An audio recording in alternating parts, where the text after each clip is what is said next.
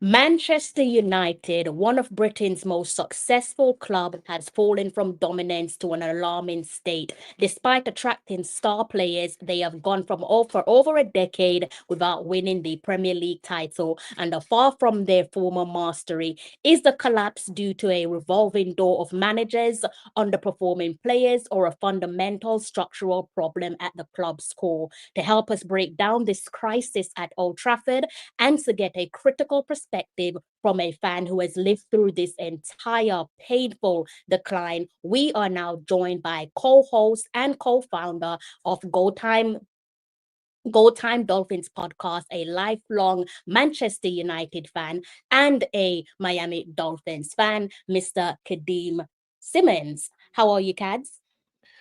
I don't like the fact it was like the way you had to really hone in on like how bad it is right now. Like I'm living through like the worst time. I get it, United are bad, but you know what? I'm good. As I like to remind people, my childhood and my early teenage years, early adulthood, all I knew as a Man United fan was success. That's all I knew. I So know, I so so I'm know. so, so I'm good. You said United haven't won the league in 10 years, is it? It's Or 12, approaching. It's 12 approaching years. decades. I just didn't want to go there. The last time he won it, wasn't it like 2012? 20, yeah, like 2012, 2013. 2013, right? So that's Um, almost 20 years, but I didn't really want to go there. almost. Isn't Almost. Arsenal's 20 years? I mean, we're talking about Manchester Yeah, United. no, but I'm just saying, like, Look, man, you're the big bro in this. I mean, you're one of Britain's most big successful clubs. We're not quite there. I mean, we're probably fifth down the chart. You're superior to us. fifth. When you talk Chelsea. about when you talk about accolades, one major accolades as they call it in Britain, we're probably about fourth, probably. I'd say you're fifth. See, there No, you like, go. I can like, take it. I can take that one on the chin. yeah, both United clubs have won everything, including Champions League. Liverpool have won everything, including the Champions League. Chelsea have Well, won everything, including the Champions League. Arsenal ain't well, won the Champions League yet. and above that, you have to think about clubs like Celtic and Rangers. What major accolades have they won? Because major can sometimes be subjective as well, can't it? No, I get that. But listen, yeah, like we are the can't call them the big boys of football no more. We're just the wounded animal, and it's getting worse and worse and worse. So it is Wounded. what it is. I feel for you. I really do. I really do feel for you. Big ups to Deluded Guna, one of my favorite YouTubers. If you don't know about the Deluded Guna, make sure you like and subscribe to his channel. Not just for Arsenal content. I'm sure he will do the international football content and also just various Champions League, Premier League, the whole lot. He's quite broad, so it's not just about Arsenal at the end of the day. So please do like and subscribe to his channel because he's one of my favorite people to tune into on a daily, weekly basis, to be honest with you. Tads, I don't know where to start. First and foremost, thank you so much for blessing me with a moment of your time. But how you holding up? Like, how you feeling? Because like you said, like you grew up literally watching your team just fucking teams for fun. And my team was one of the teams that you used to hold in a chokehold, but so much has changed since then, especially over the last half a decade or so. Um, I'm not the average mid-30 United fan in terms of. I think I realized, once Ferguson left, it was gonna be. It would be different. I didn't think it would be as bad as it is now, but I knew it would be different. And football goes in cycles. You speak to an older Liverpool fan, they were the dominant one, or not a Forest fan or a Leeds fan. So United being on top for as long as they were was amazing. I knew it wouldn't last forever. I just didn't think it would be this bad. Um, and I think it's this bad for a number of reasons. But I think it's where it is now is because United are trying to rebuild from a position of power which they no longer have. Um, but yeah, I'll get into it more. Like, I'm honestly okay. Because like I said, I knew I wasn't going to support the best team in English football forever. Yeah. I would have loved to, but it's life. Teams get worse, teams get better, and how you deal with it. I don't know Man United players. I'm not letting 11 random guys ruin my entire life because they're bad at the job, basically. It's interesting that you've said that, because as you've like quite like put it in the opening couple of minutes of the stream, like, paraphrasing, you've watched your club fall from a pinnacle of English football, but in your mind, like, is this a problem with the managers, the players, or a larger club structure that has allowed pretty much a great, or one of the greatest football institutions to drift? Oh, it's so much bigger than this current group of players, the current manager. It's it's bigger than Ineos, but in my opinion, they're falling into the trap that United have tried, or that United have got themselves into basically since Ferguson left. And that trap is, you can't build a successful team by just trying to throw star players or big money signings at it.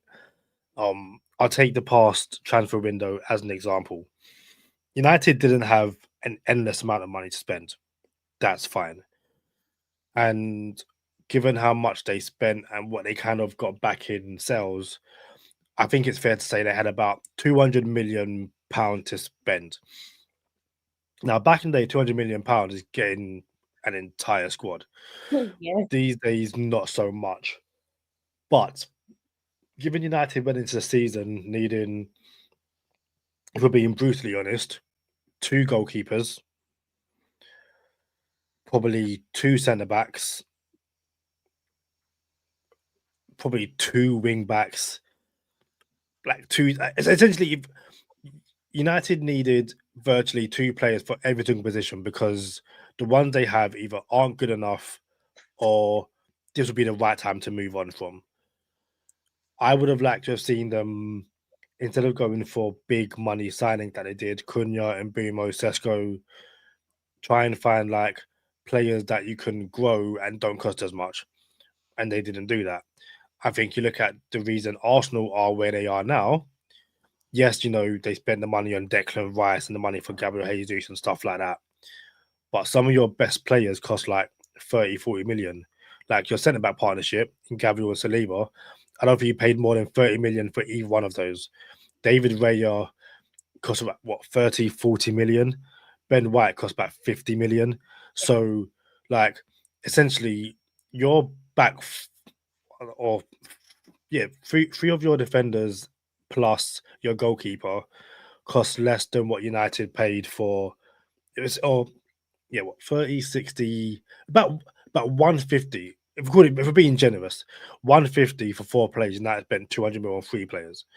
And like, I just didn't see the point in that. So United for years have just overspent when they shouldn't have, and they're left in a situation where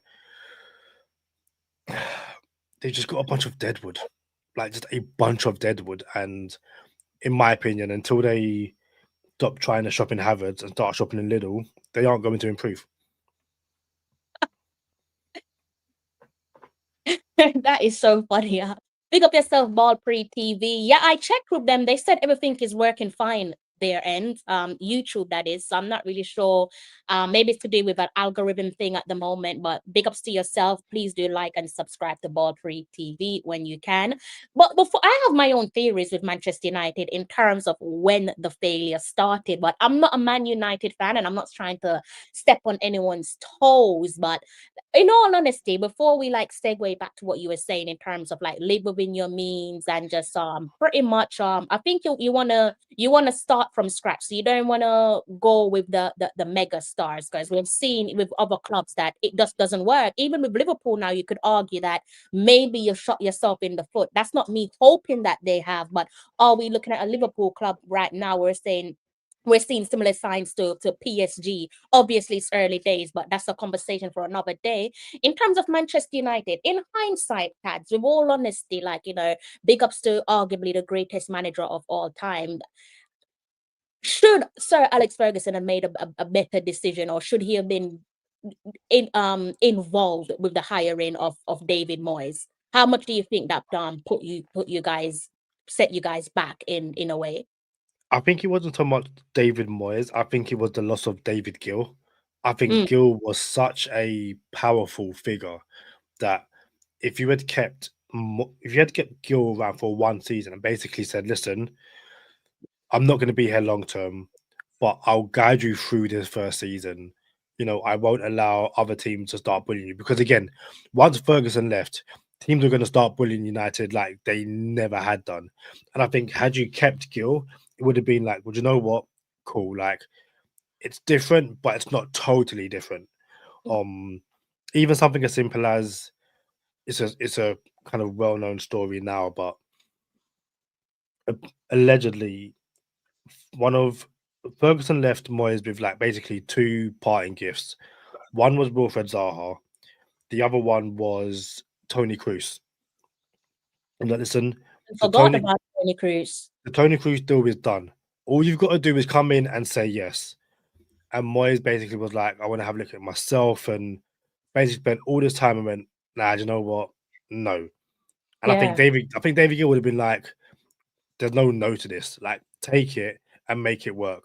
You spent a whole again. I don't think David Gill would have allowed Moyes to spend the whole summer chasing Fellaini. Like, either we get it done now or we don't.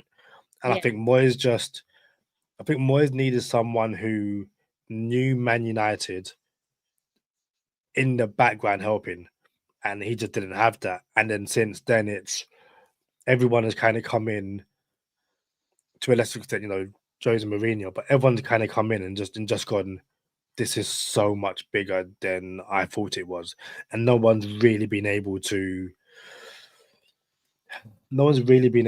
just take a deep breath and like and build basically. It's constantly putting out fires which don't even need to be put out. It's an entire mess. yeah. But don't you think, like going back to David Gill, because when you talk about David Gill, it kind of reminded me of Arsenal's David Dean and the relationship that he had with Arsene Wenger. So that's quite insightful from a neutral perspective. But do you think that's more of a David Moyes problem though? Because would we be sat here talking about a similar issue or said issue if, let's say, Sir Alex Ferguson had gone and gotten someone of the caliber of, let's say, a Pep Guardiola? Do you think that we'd be sat here talking about, the fact that if David Gill was still there, then XYZ would have been different in terms of recruiting players and stamping down those authority? Yeah, I think Pep would have had more about him to be like this is how we're doing things. I think Moyes was very fortunate and kind of didn't really want to step on the toes of anyone. It's again, if not, Man United will swallow you up. And I think you know Moyes has gone on to show that as an underdog, he's a great manager. But you know, Man United, you're not the underdog. You are the big dogs. And unless you approach it like you're a big dog, it's going to swallow you up. And I think again that's why it needed uh David Gill to be like, well, hold on, like I will guide you through this. This is how we do things. You know, I'm going to help you. Essentially, I'm going to hold your hand through this first season, and then I will leave you with all this knowledge, all these secrets, and he never got that. Listen, David Moyes made his own mistakes, but I do think that having someone essentially not having Ed Woodward as his like main guy Yeah, yeah, you would have need been a a yeah, proper football executive, ain't it? yeah, definitely 100%. How long did it take for them for Man United to replace David Gill then in terms of football executive? In what sense? Because I don't think to this day they've replaced David Gill, but I also That's think what I'm asking because I don't think you have, but obviously I don't know your club inside out, you know? well in terms of someone with the stature of David Gill, they haven't really replaced him. But again, part of the problem with United is up until Ineos came in and took over the football side, they haven't like they're not a modern club.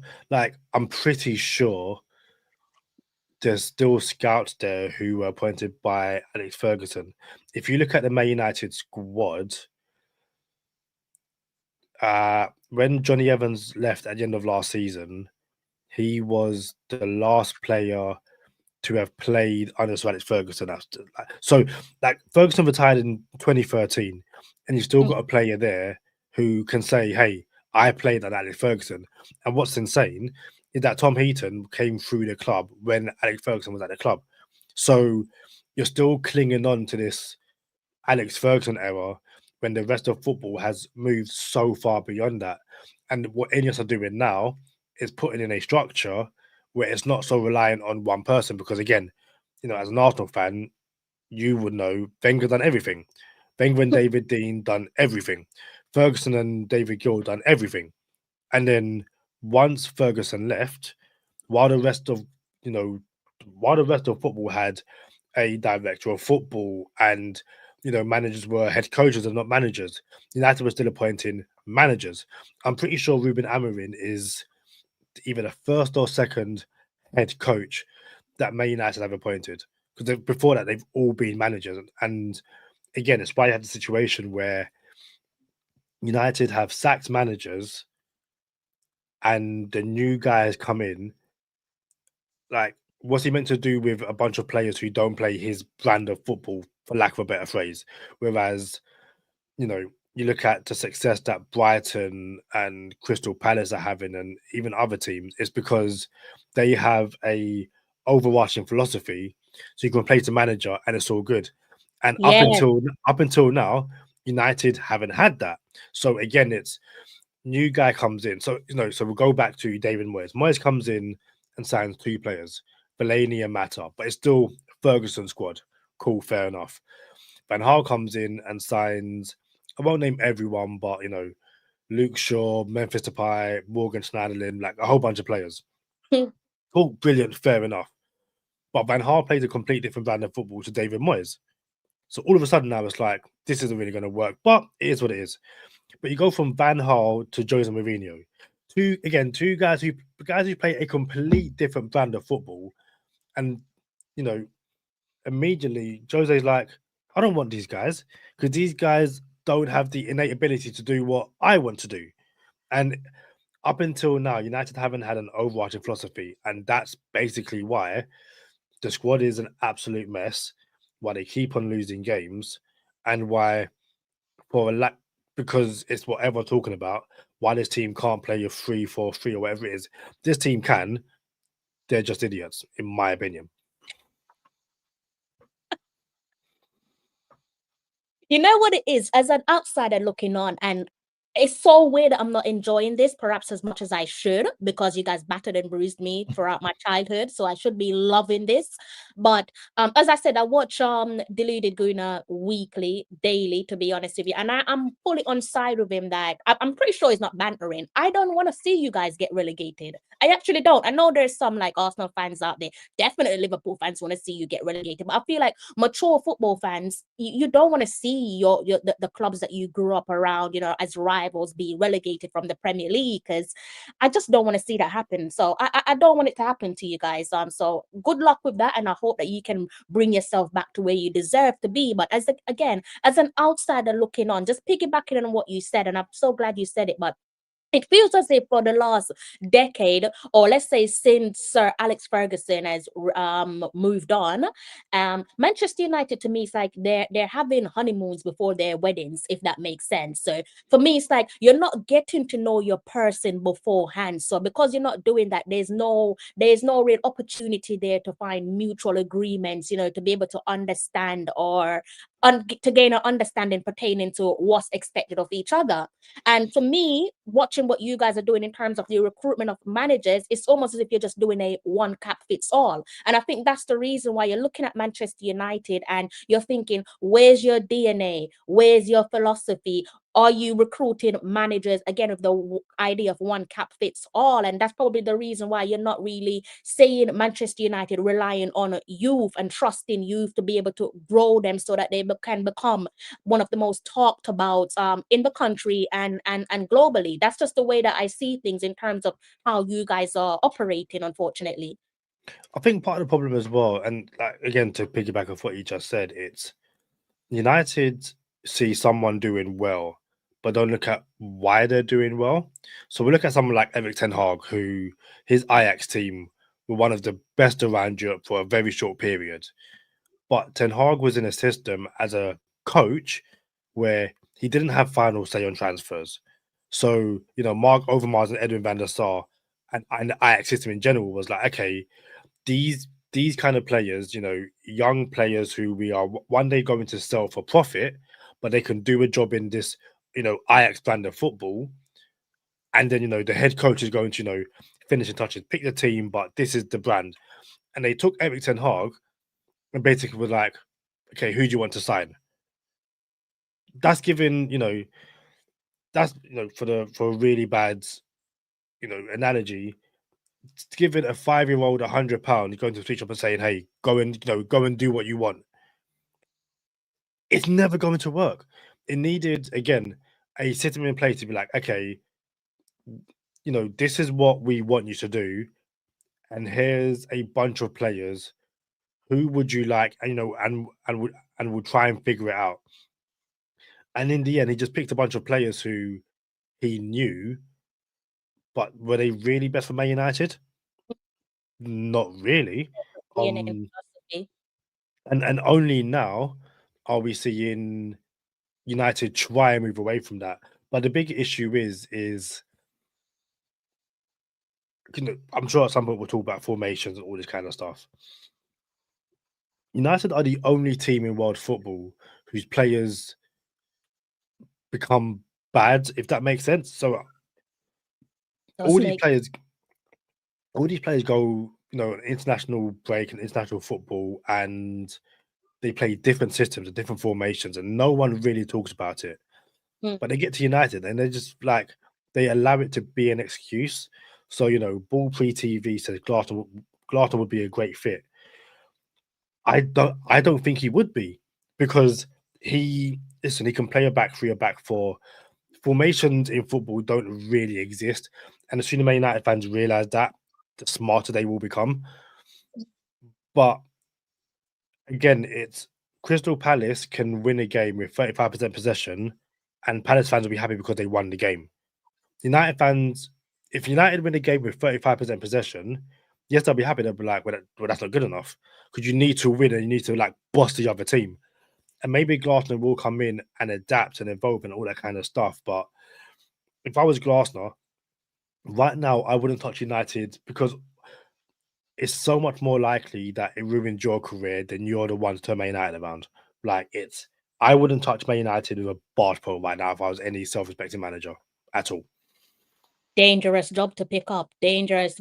You're under pressure. Like I said, one of Britain's most successful clubs, and with that is probably at the moment it doesn't feel like it's the most demanding, but it should be the most demanding job. But you're under immense pressure that he would never have experienced at this point in his career, and perhaps ever. So I'm definitely with you on that. But if you were, before I get onto that one though, in terms of the managerial appointments that you've seen again in the last decade, have you guys had a manager that's left a positive influence on the club in terms of those building blocks? In the kind of similar to Unai Emery and Mikel Arteta. Some Arsenal fans will disagree, but I kind of feel like that was the right way to go about things. When one of the best things that Unai Emery did for Arsenal was taking us back to a European Cup final. Obviously, Chelsea knocked out our teeth, but that was the first time since '06. So that there was some positives in there. We didn't the result wasn't positive, and I don't know why he started Petr, because apparent after that, I'm sure shortly after full time cads, maybe even that same very week, Petr went back to Chelsea. So I'm Yeah, thinking these things don't just materialize overnight. You must have had a conversation leading up to the announcement, right? So yeah, of course. you know what I'm saying? I didn't agree with that one. But I'm very grateful for what Unai Emery did for Arsenal, and I'm glad that it happened in that manner. Unai Emery first, Mikel Arteta came. Mikel Arteta was seen as the bad guy because, in fairness to him, I think he got rid of a lot of the dead wood. But it was a brave decision to do, because when you're telling someone like Pierre-Emerick Aubameyang, he was the captain at the time, that you got to kick rocks. Ozil's got to kick rocks. That's a ballsy decision to make from an inexperienced manager with his first job. Like, how dare you tell me, Mr. Ozil, World Cup winner, that I need to kick rocks? How dare you treat me, Pierre-Emerick Aubameyang, like that? So, have you guys had a manager like that in the last decade that's left behind some sincere and genuine building blocks? Yes, we've had two. Yeah, who are Uh, they? Solskjaer was the first one, Oh, and I kid you not, Ruben Amorim is the second one. I'm not joking.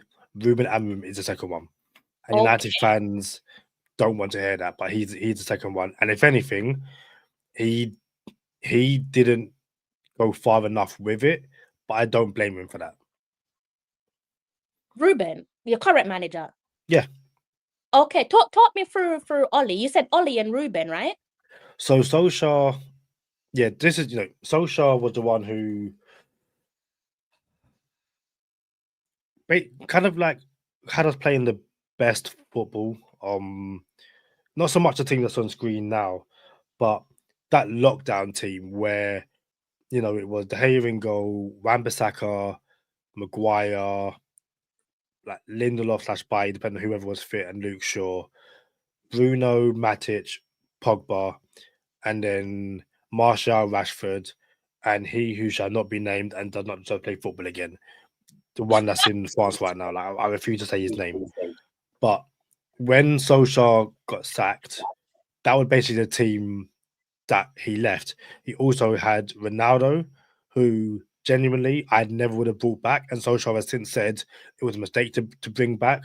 He added Jadon Sancho, one of the most exciting wingers at the time. Again, it didn't work out. Hmm. Dean Henderson was there, the successor to what should have been. Sorry to interject. How you No, let talk, but I need you to explain to me how Dean Henderson. Come on, that for me, one of my favorite goalkeepers. I got a couple favorite goalkeepers. Nick Pope, I love watching him play. Dean Henderson, I love watching him play. But while you're talking through that moment, there you got to talk to me about Dean Henderson as well. Because remember, I'm not a United fan. I only know so little. So Dean Henderson went out on loan to, I think it's Sheffield United. He comes back and essentially Solskjaer says, I'm going to, like, you'll replace De Gea, but it's going to be a process, all that kind of stuff. Hmm. De Gea, I think, gets injured and slash has a child, so Henderson deputizes for him, but he doesn't do too well.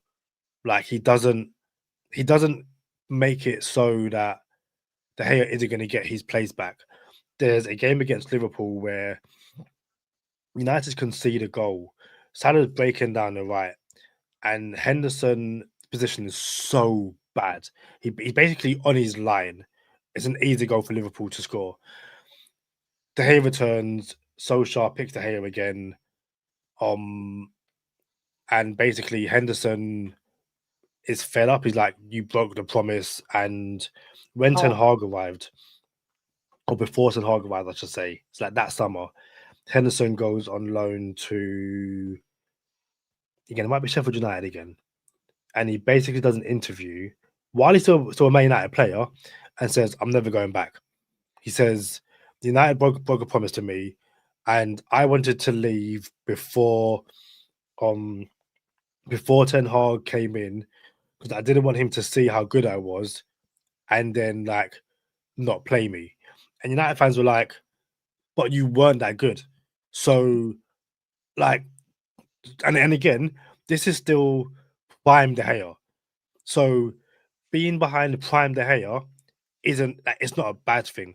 Dean Henderson didn't want to wait for his chance, so he goes to Crystal Palace. okay, understood, And understood. and again, great for Crystal Palace.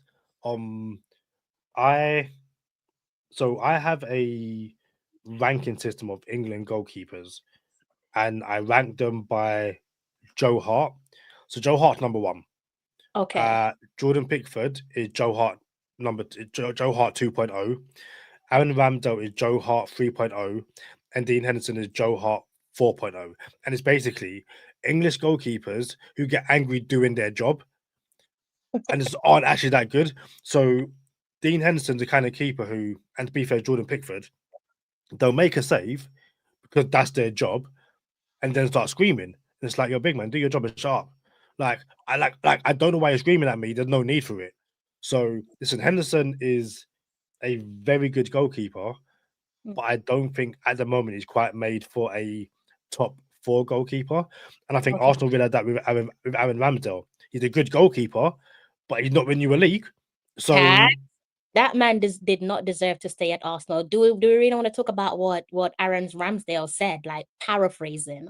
Are you yeah, forgetting the interview what that man said? Like, how are you a goalkeeper and you're actively admitting that you can't stay focused for 90 minutes? it's embarrassing.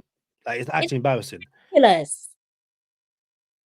But then also on Dean Henderson, and again, you won the FA Cup with Crystal Palace. I am so happy for you, Hmm. but you should have been sent off because you're a bozo.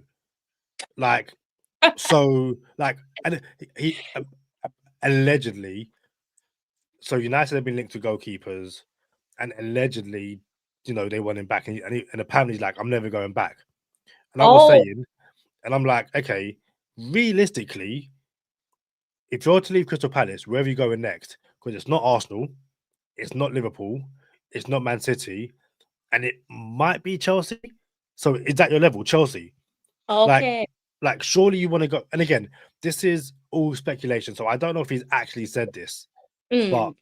bro, come on, man. Like, again, I have a bone to pick with Dean Henderson, but yeah, but So there's to some bad taste there, it seems. yeah, but to my overall point, Solskjaer left United in a good place, Okay. um, and I think Ruben Amorim will do that. I think he should have essentially been more ruthless. Once United weren't playing Champions League football this year, Casemiro, 1 year left in your contract, you can go. Maguire, 1 year left in your contract, you can go. Luke Shaw, never fit, you can go. And the controversial one for me, Bruno Fernandes, off you go. 100. Oh, I'm really? I'm telling you now, I would have sold him like if I'm hearing 100 mil from Saudi, big man, take the money and go. I I Mm. would have sold him. And again, then that allows for a total rebuild. He Mm. wants to stay, fair enough. And again, my personal opinion, I think United wanted to sell him, but didn't want to push him out. I think they were hoping he would accept the money so they can turn around and go, we didn't want to sell him, but Yeah. he made the decision to go, so we respect that decision. And he didn't go. And it sounds bad. I thought United, and I stuck with him. So, like those two guys, they're both idiots in their own way. Um, United, like you got an aging Casemiro who's not going to improve, has 1 year left in his contract. Gets him out of the club. Like, why is he still here? Same way, Emery and Arteta basically said to Aubameyang, Ozil, Lacazette, all these players, get out. United needed to do the same this summer, and they didn't. But Garnacho's gone. I love Rashford. He's probably going to go. Oh, Nana's probably going to go. Like some players managed to leave, and yeah, fair play to Ruben Amorim. But in terms of your captain Bruno, where would you be now without Bruno's contributions last season? First of all, he's not my captain. Um, He's your second, captain, Cads. He's not he's on not, the captain man. listen. He's not my captain. I don't rep Bruno as my captain. Listen, for everything Bruno has done, Then like for everything Bruno has done, thank you. yeah. But I feel like as captain, he has overseen the club at his worst. United Mm. finished 15th with Bruno Fernandes as captain, and both Europa League finals that they've lost, he stunk. He Mm. genuinely stunk, like awful. Um, and I think again, it's listen. United have 1 game a week, and you talk about building for the future. If you sell Bruno Fernandes for 100 mil, and you find a midfield partner for, I don't know, Kobe Mainu, all of a sudden you can build for the future. Um, because again, if you look at the 6 games we've played so far this season, And listen, it's not all Bruno's fault. United have bigger issues than Bruno Fernandes. I will completely, he's missed 2 penalties in 2 massive games, and he hasn't really been that good. The goal against Fulham we conceded, Bruno Fernandes doesn't track Emil Smith Rowe. Big man, like, do your job. So listen, he will go down as Man United, as one of Man United's greatest players, but he will also go down as, I don't think it's unfair to say, one of their worst captains, because you Yeah. led the team to a 15th place finish. Yeah, Like, for a that's how it's yeah, going to be viewed at the end of the day because he's the one with the captain's armband. and and again, there's isn't it's a genuine coincidence. I'm not trying to say that it's this. Bruno leaves Sporting, and they start winning leagues again, So, and again, I'm in Steven Gerrard, one of Liverpool's greatest ever players. There's no disputing that. I know where you're going with this.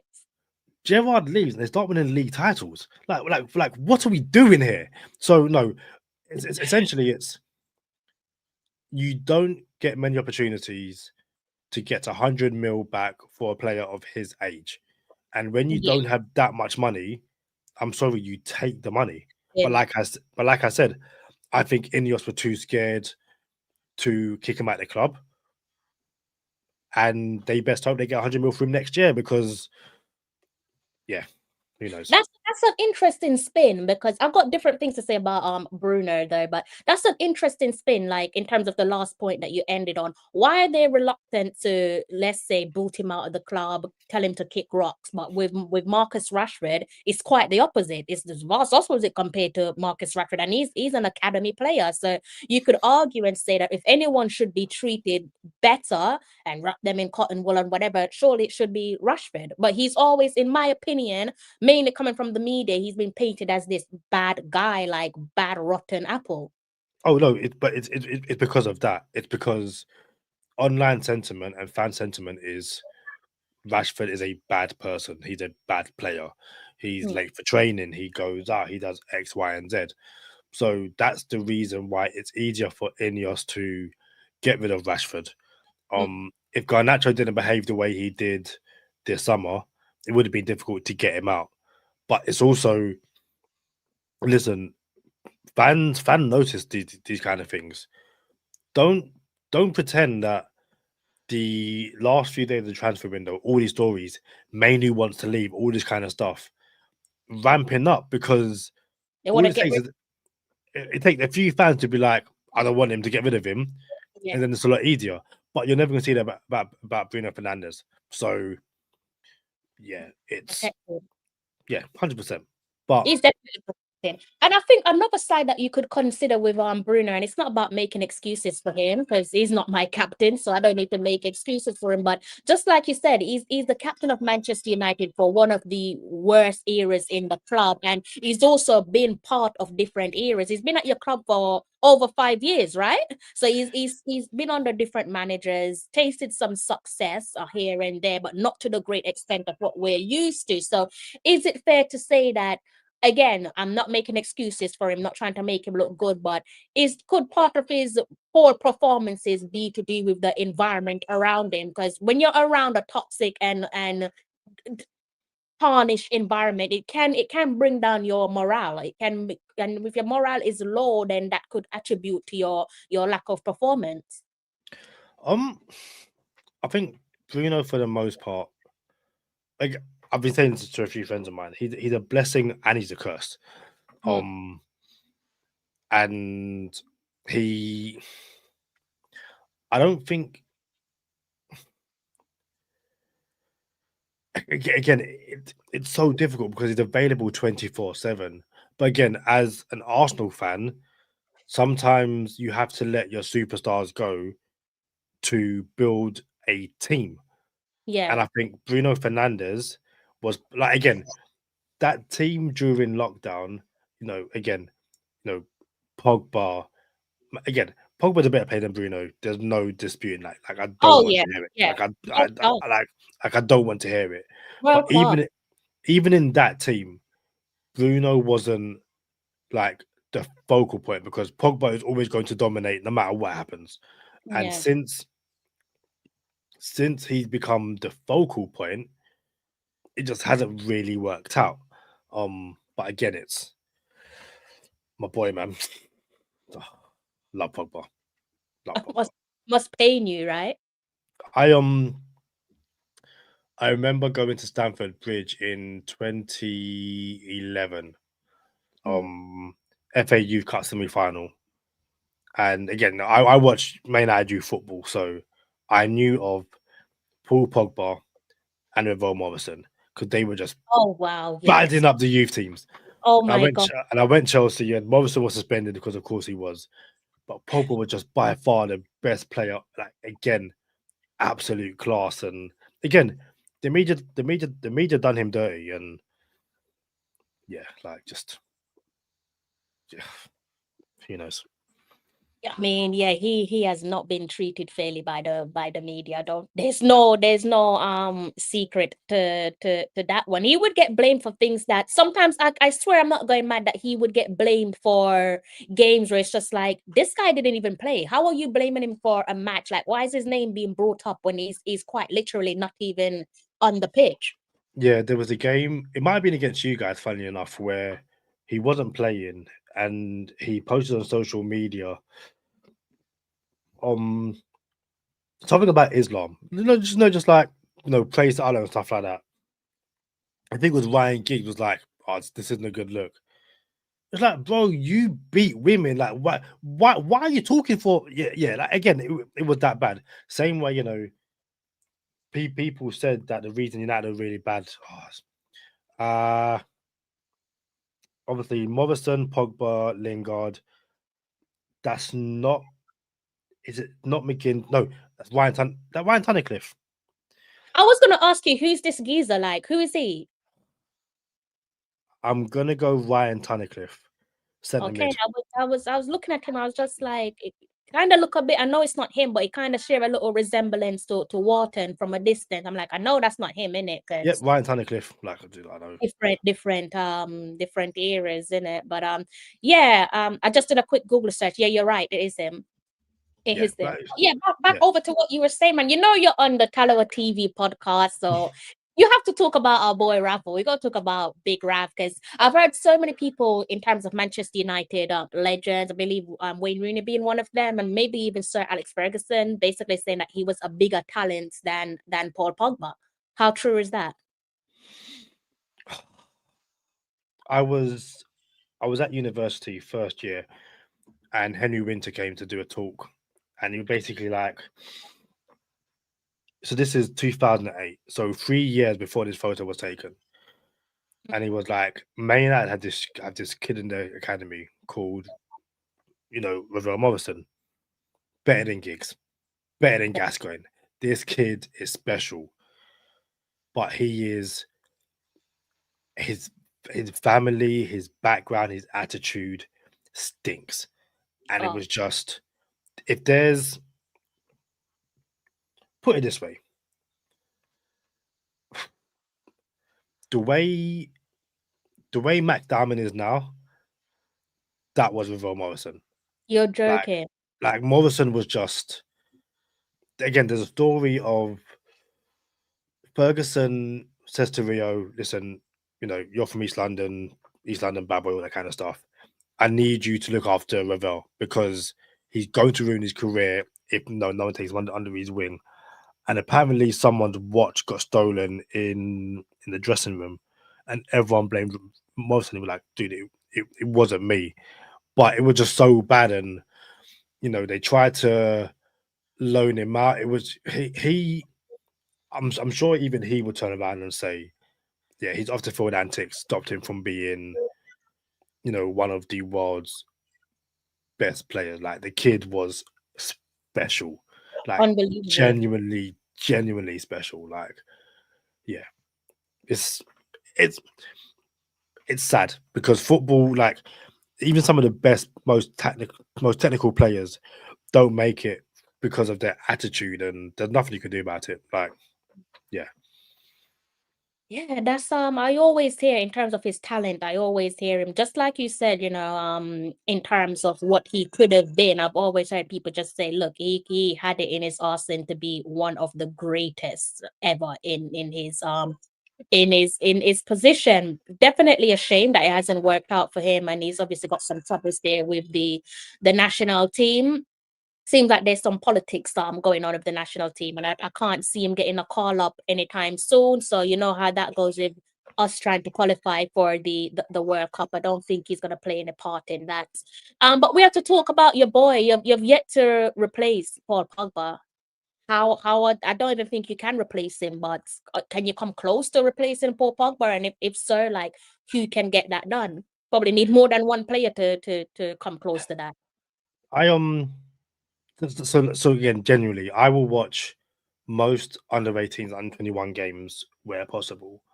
And a couple of years ago, I got group chat, Man United boys, and I was like, "Yo," and like I've always got receipts, so I can send receipts if need be. And I was like, United have this kid in their academy, and he reminds me of a young Paul Pogba, and it's Kobe Mainu. Knew it. That Yeah. kid is special. And shout out to my brother-in-law, used to work for Nike in the one in Oxford Circus. And one day he sent me a photo, and it's him and Kobe Manu, and I was like, I hate you so much. And he got me a signed football from Kobe Manu. I was like, listen, I will love you forever. Um, Yeah. yeah, Manu is just the way he plays football, and again, especially at the Man United youth team that won the FA Youth Cup with Garnacho and Manu. That was Manu's team. That wasn't Garnacho's team. But Garnacho scored a goal in the final, and everyone was like, "Oh, Garnacho." No, Mm. that was Manu's With team. praise. And Manu is a centre midfielder. He's not going to score you 10 goals a season. He won't get you 10 assists, but his ability on the ball is just special. And um, they need they need to keep hold of him, and they need to find him a partner that can get the best out of him, but he can get the best out of them as well. We had two preseason or two end of season friendlies at the end of last season, and United had this kid called Sekou Kone, and if you listen, Kone is bigger than every person on the pitch, just like Paul Pogba was, and he has a bit of swagger about him. And for 15 minutes in both these games, Mainu and Kone played. It's the best midfield partnership I've seen since basically Bruno, Matic, and Pogba. Wow. And over the preseason, it was like, okay, now they're going to play Kone, and he just never did. And at the start of the season, he suffered a really, really bad head injury. They had to abandon the match because the head injury was that bad. Um, but I am putting stocks in a Kone and Mainu midfield because listen. I love your midfield trio of Zubimendi and Odegaard and Declan Rice. You let Mainu and Kone listen. They are treating Emirates like Jesse Lingard did. It won't be fair for you guys. Like they're gonna be milly rocking and dabbing all over the place. But no. Listen, Mainu. It's funny how fans turned on Mainu for him saying, "I want to play football." But Yeah. if you're Mainu and you're told you're competing for a spot with Bruno Fernandes, who doesn't get benched, plays Yeah. every single minute of every single game, and when he does play badly, can just keep on playing, what would you do? And the way Bruno's behaving, and not in a bad way, Bruno can probably be here for the next 5 years. So then what? It's basically I either wait until he decides to retire or wait for a manager who's going to play me alongside him or in the team. I don't blame him for wanting to go. Like the guy wants to play football, you know. But no, listen again. Love the kid. Loved And it. I think people also have to understand that we're in a World Cup qualifying year. Like next year is the men's FIFA 2026 World Cup. So of course he's going to want to play a role in that. And for them to, if England are going to be selecting players based off a meritocratic system, then I trust that means that you need to be accumulating minutes under your belt and you need to be putting up the performances that align with the respective minutes. So of course, like it's not just about us as fans. I think sometimes we rain on people's parade and sometimes we drag the players, but we need to understand that it is their career and they want what's best for them. And it's them and their family that's invested in their careers up until this point. So you want to make sure that your career pays dividends because as you blink, he's going to be in his mid 20s. As you blink again, he's going to be in his 30s. So, and also, it's not just that you've got players who are younger than him that are starting week in, week out for playing for clubs that are either bigger than Manchester United or on the same wavelength as Manchester United. So why shouldn't he be ambitious? But do you know what as well though? Because I've seen people say, "Oh, but there's the next Euros or the next World Cup." What you think that's guaranteed? Exactly. Like rest his soul, the former Arsenal player who passed away in the Yeah. tragic like this, and you know what? It's not even that. It's Kobe Mainu is the young wonder kid right now, but Max Diamond exists. Like, and before you know it, there's an Adam Wharton, there's an Elliot Anderson, there's so many players, and also you're one career-ending injury away. There is no guarantee that Kobe Mainu gets selected for England ever again for a number of reasons. So you want to maximize every single opportunity. The World Cup comes every 4 years. He's what? I think he's like what 19 now. 20 years old now. Don't say he's 20, my boy. Yeah, he's 20, turned 20 this year. Yeah. So next again, next thing you know, you're 24. And it's just like, again, by then, how many other amazing players are going to come? So again, while I want to sit here and say, be patient, your time will come, you never know. Because again, I'm pretty sure there are people telling, Morrison, your time will come. And now look, just like that.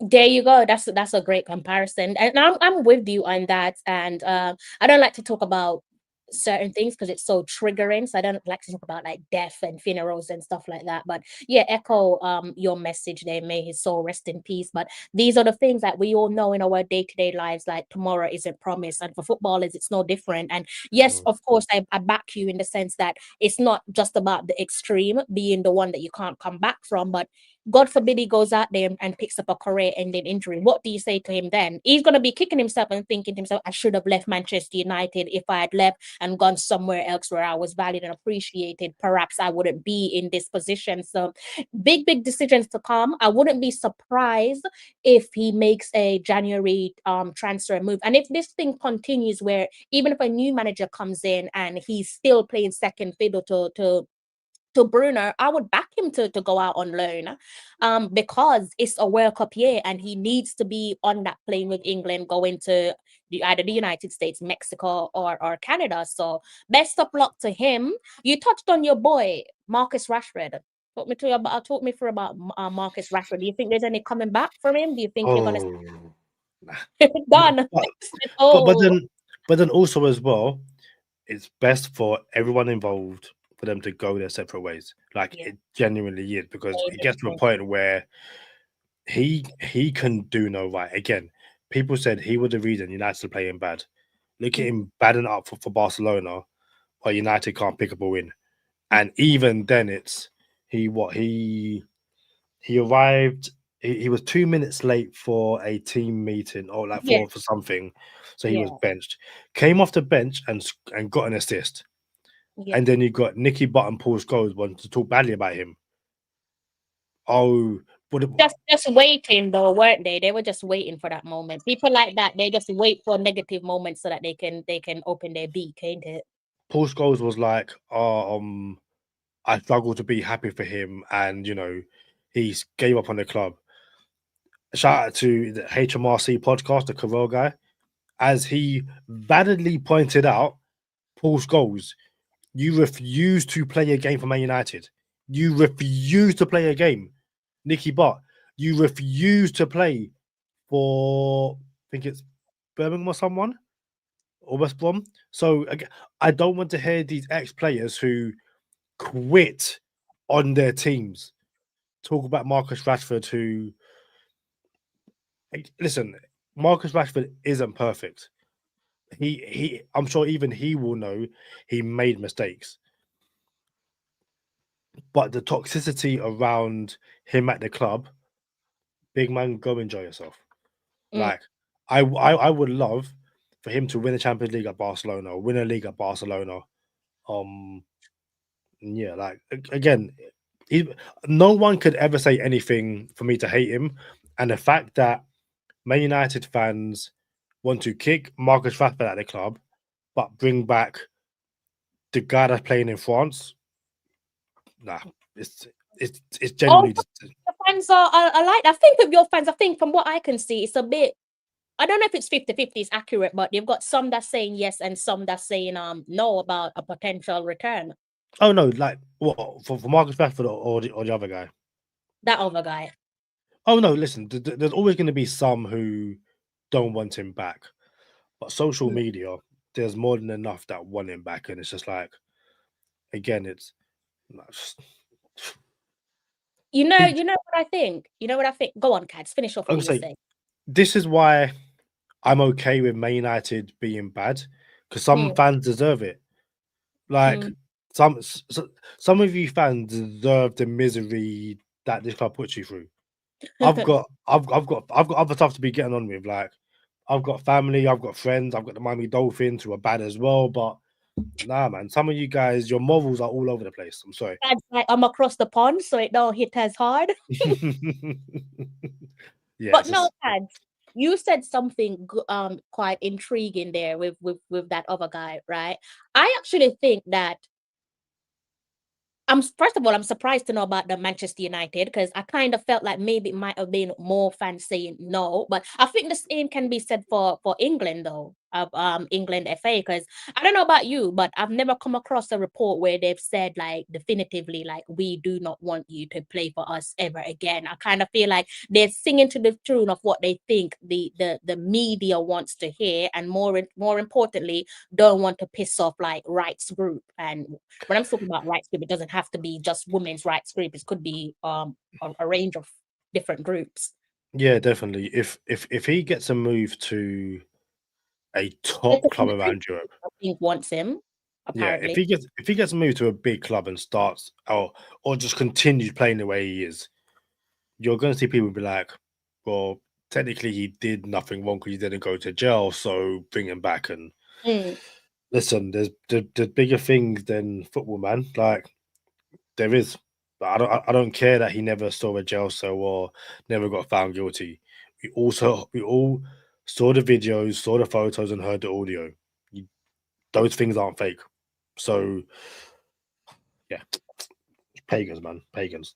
Have you heard England say that though? Because that's one of the things that I've been saying to myself. Like, have they actually said that they don't want him playing for them ever again? Because I don't think they've ever said that. And to me, the window of opportunity for him to put on a Three Lions jersey again until I see otherwise, I think that remains open. Obviously, when it comes to Jamaica, I know you're in the loop with that, but couple of the fans are, which is kind of funny. They're more pissed that the gaffer came out in the last window, international window, basically paraphrasing, saying that the player isn't ready to commit to Jamaica, and that pissed them off more than the evidence there that you alluded to.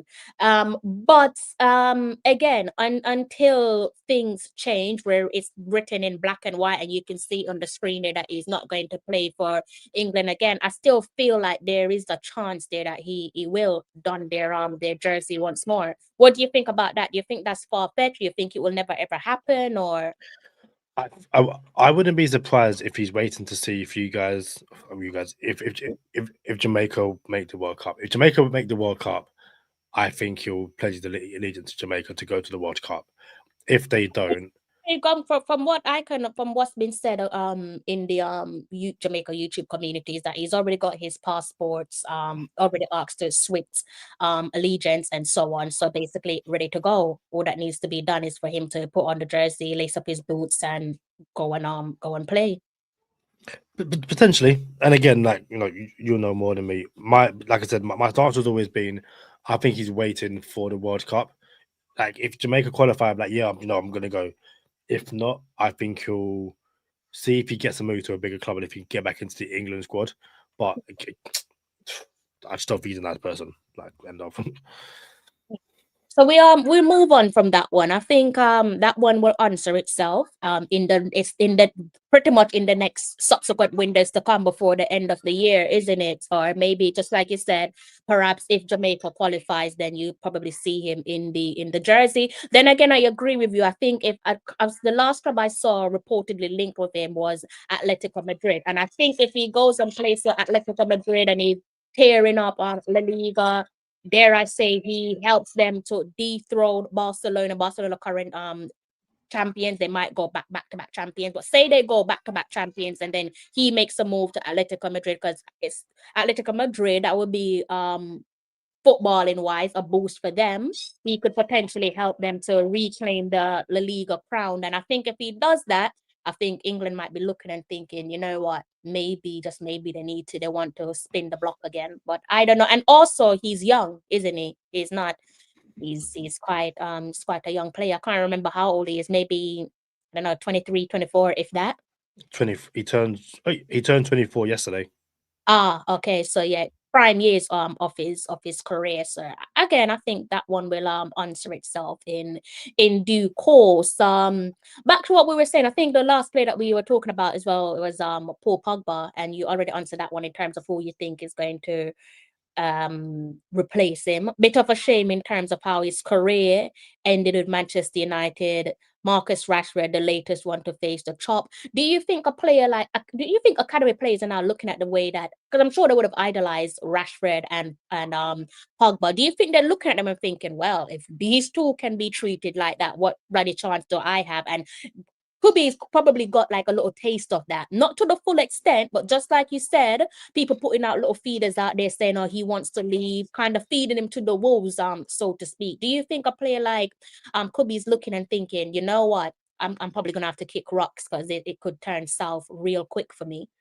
No, I think players, if they're playing, they don't care. Like they'll idolize someone, but they'll be like, that's them, I'm me. Yeah, Um, and it's again, United are still, like, even if they're playing bad football, still one of the bigger clubs in world football. Like you play for Man United, and your sponsorships, like everything, just gets boosted massively. skyrocket, Yeah. skyrocket. So so right now, I can't imagine the treatment of Garnacho, Rashford, Pogba is really impacting young players joining United or going through the academy and stuff like that. So yeah, Yeah, we'll see. I think you're right. At the end of the day, it's basically like they're 9 to 5. So you're Yeah. definitely right about that. But you spoke about something earlier on in terms of formation, right? You spoke about the formation of the team. What's United's best formation? When I'm thinking about formation, all I'm seeing is attack. That's probably some trauma back, way under Sir Alex Ferguson. I mean, you guys had attackers for days. What's United's best formation? Ah, they don't have one, but like I said earlier, formations don't really exist. And I Yeah. say that because you're an Arsenal fan. What position does Calafiori play? Oh, Jesus Christ. He's a utility player, isn't he? There we He go. him down to one position. Yeah, I think that's like the new thing these days. Like managers, especially Mikel Arteta, they kind of want you to be able to hold down, occupy a number of positions. Like Miles Lewis Skelly, MLS is a good example of that as well, isn't he? Yeah, there was when Amorim had his first match against Ipswich and Kieran McKenna. McKenna was asked, "What do you make of the 3-4-3 formation, and like would it be successful?" And he was just like, "But all teams basically play in a 3-4-3 formation or like some kind of variation for it." And he was saying that when teams have the ball, they build up in like a 2-3-5 or a 3-2-5. Yeah. So Man United might play as it stands 3-4-2-1, but when they have the ball, players are kind of like taking different positions. So it might be like a essentially like a 4-3-3 or a 4-1-5, depending on like how they want to attack. And it's United's United's problem isn't formation; it's willingness of players to do the basics. Right on That's cue. so again, like it's it's difficult because how can I explain this? Someone saying Glasner would be a great fit, but Glasner will interchange between a 3-4-3 or a 4-3-2-1 or a 4-2, like, or whatever. United's mistake at the moment is they're not doing the basics, and that's not a formation issue. It's just not. Mm. And so many former players are saying that United need to fight more and all that kind of stuff. But football has gone past where the 11 players that fight win, if that makes sense. Like Yeah. you could have 11 fighters, but you're gonna get bopped off the park by guys who just play in football. And what will happen is Amorim will get sacked around November 8th. Like United have Sunderland over the weekend, international break, Liverpool away, Brighton, Nottingham Forest, Tottenham. He's going to get sacked after the Tottenham game, if not before. The next guy's going to come in, probably play four at the back. United will win a few games and then he'll sign a few players. And it's like, okay, United are back. Like they're going to be good again. And then players are going to be like, nah, I'm bored now. And then they'll, for lack of a better phrase, down tools. And then it's going to be, the system, the system isn't working. And we heard it with Solskjaer, we heard it with Ten Hag, we heard it with, you know, Mourinho, with Van Gaal. Formation is a really easy thing to point out because the one thing I've been saying to people is, as football fans who grew up in England and watch English football and played Sunday League football, we know what we class as fundamentals, and that's Yeah. basically four at the back, uh, from corners, man marking, man on each post, go long, go direct, um, and a few other things. It's the same way when if anyone concedes from a corner and they're in zonal marking, the first thing English people say is, "Well, go man for man." But it's like, well, hold on, like man marking from corners concedes goals as well, but that's what we're used to. So Yeah.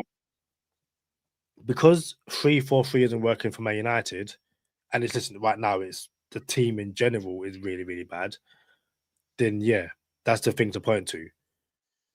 But then with the same breath, Rooney and other people will be like, United should go bring in, you know, Glasner. It's like, well, Glasner and Palace just beat Liverpool with a 3-4-3 formation. So what is, so what is it? I'm seeing people say they should go and get Conte at Napoli, the guy who plays a three at the back formation. Like, again, it's It's just, desperation, isn't it? yeah, because like I said, it's the next guy's going to come in and they're going to pick at something easy to point at, but they're not going to actually analyze the basic fundamental errors. Again, 3-4-3 formation isn't the reason why Bruno Fernandes now can't score a penalty. Mm. He just can't. 3-4-3 formation doesn't explain why Maguire is the last man when every single Man United player is in the opposition box. Like 3-4-3 formation doesn't explain why Onana couldn't save a single shot. 3-4-3 formation doesn't explain why Højlund couldn't score for United but can for Napoli. Like, Yeah. so no, I think we don't talk again, even this 3-4-3 doesn't work or three in the back doesn't work. I'm pretty sure throughout the history of the Premier League, every single team that has been relegated plays four at the back. But no one turns around to manager and says, well, four at the back's not working. Because that's what we know. Like Yeah, exactly.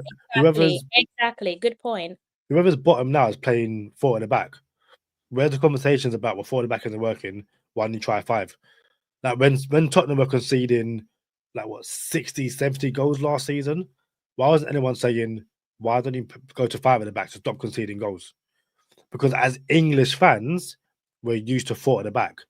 But then Yeah. that's why England don't win World Cups, because they haven't advanced, in my opinion, haven't advanced their football schemes and philosophies and stuff like that. And until then, even the Champions League final, when PSG battled up into Milan, PSG were basically playing three at the back. So yeah, I feel like I'm triggering all types of emotions, but I think you was bang on cue with like much of what you said, especially in the first part of your response. So I have to ask you about that Wayne Rooney interview, which is on the screen in front of you. What do you make of the interview there from Wayne Rooney? A couple of the things that he said, like to the desire of there needs to be a clear message of where this club is going, and he said, at the minute we're all sitting and waiting for the club to crumble. What do you make of what your club legend had to say? Me, first of all, I think it's so very brave of him to say that. You want to know why I think it's brave? Is because he has what, two sons currently in the academy, isn't it? yeah. Oh, he definitely got Kai. There might be another one. I'm not too Yeah, sure. yeah. Kai looks good, by the way. So first of all, Rooney is not my legend. Stop putting like, dude. He tried to join Man City. Not my legend. Like, All right, all right. not. Man United's club legend. So he's not my. No, listen. Man United's club legend. It goes back to what I was saying earlier, in terms of, listen. This is never going to happen. It's just Yeah. not. But what would be really helpful is if there was a end of season press conference slash whatever from Omar Barada, Jason Wilcox, Sir Jim Ratcliffe, and they basically said, this is year zero, and we are going to rebuild Man United. And we're going to do this. Fans manage that though. Sorry to interject. Can they manage a total rebuild? Because I think you're right. I think that's what Man United needs to be doing instead of axing managers, do a total rebuild. But do you think Man United fans are ready for that? Because as I said, like we don't need to sit here and justify our point, but you are one of the biggest and most successful clubs in the world, arguably the biggest in Britain. It's because, so no fans want to rebuild, but don't take, or can't hack what a rebuild actually consists of. Now, don't get me wrong, this is probably worse than what United fans probably were promised. But again, it goes back to, you had 200 mil to spend in the summer, and you bought three big money signings. That wasn't the way to go. So if they said we're having a rebuild, players over the age of 28, off you go. We're going to get younger. We're going to, you know, rebuild through the youth team, and we're going to bring in players who we can develop, who can improve, and will quote unquote fight for the badge. I think Man United fans will be reluctant, but they might do it. Um, Again, you look at United don't have a nucleus of anything to build around. Um, their current team, has Maguire start, like Luke Shaw, Maguire starting, and then your midfield of Bruno and Casemiro. Like those four players have a combined age of about 120, because they're all at least 30. Whereas Yeah. again, I go back to what Arsenal did, which was, you know, yes, Smith Rowe didn't quite pan out, but Smith Rowe, Saka, brought in Martinelli, Gabriel, Saliba. Like it was a bunch of young players. Odegaard on loan to a permanent transfer. You know, Aaron Ramsdale. It was like, we're going to get some young players, and we're going to rebuild, say it quietly, and and again, you won the FA Cup, which allowed you or allowed Arteta, you know, to have back-to-back seasons of finishing eighth. If United won the Europa League, we wouldn't be having this conversation right now because there'll be a trophy in the cabinet and fans wouldn't care. But I think we would though, Cads. I think nah, before I get into that, big ups to you, Mr. Jackson, Elite Sports TV. Make sure you like and subscribe to Elite Sports TV. We're actually gonna get onto the possibility of Arsenal winning the Premier League. I know that's a little bit of a cheeky comment because you are a Liverpool fan. So I see you your little cheeky comment in the comment section, but big ups to you. I hope you are well. But Cads, I actually think the way football fans are, they're so fickle that if Man United, like you said, were to win the let's say the Europa League, I think fans will be like, but it's not the Champions League, so why are you showing off? Why are you bragging? Yeah, you're bigger than that. You're Manchester United. It should be the Champions League. I think United fans at the end of last season were like, "This is horrible, but we'll win the Europa League and we'll just put it behind us. We've got Champions League next year."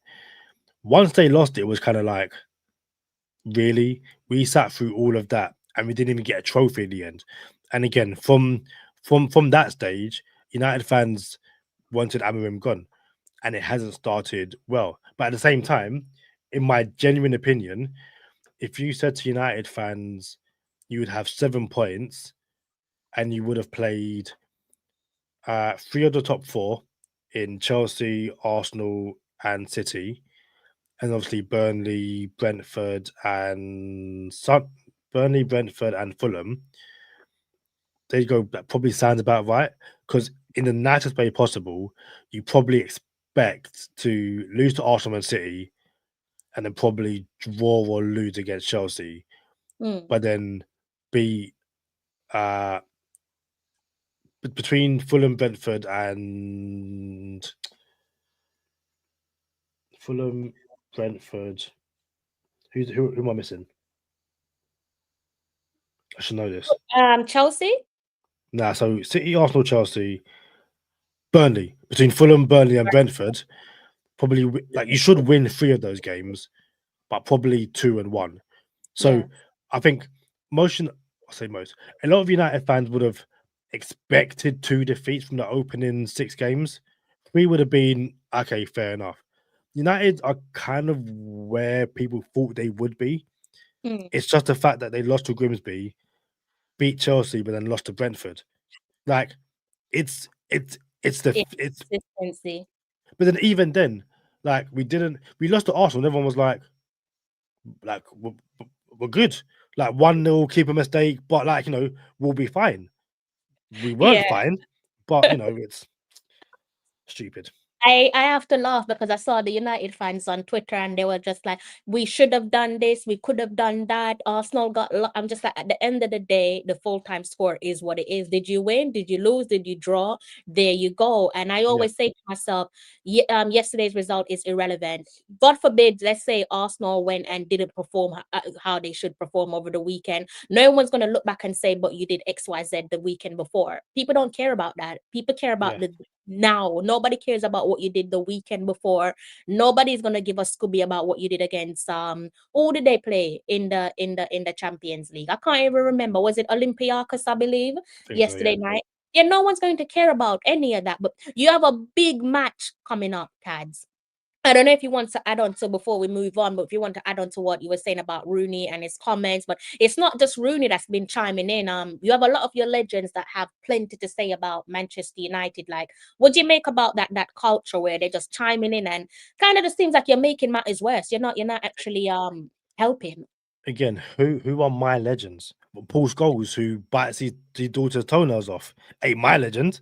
Like that. Patrice Evra, your legend, Patrice Evra.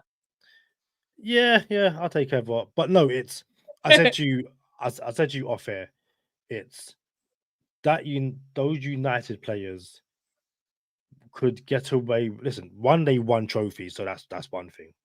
But they could get away with playing bad because there wasn't 10 United players with podcasts and stuff, True. just going on about them over and over and over and over and over again. And yeah, there's definitely like current players who've come out in public and said it doesn't help.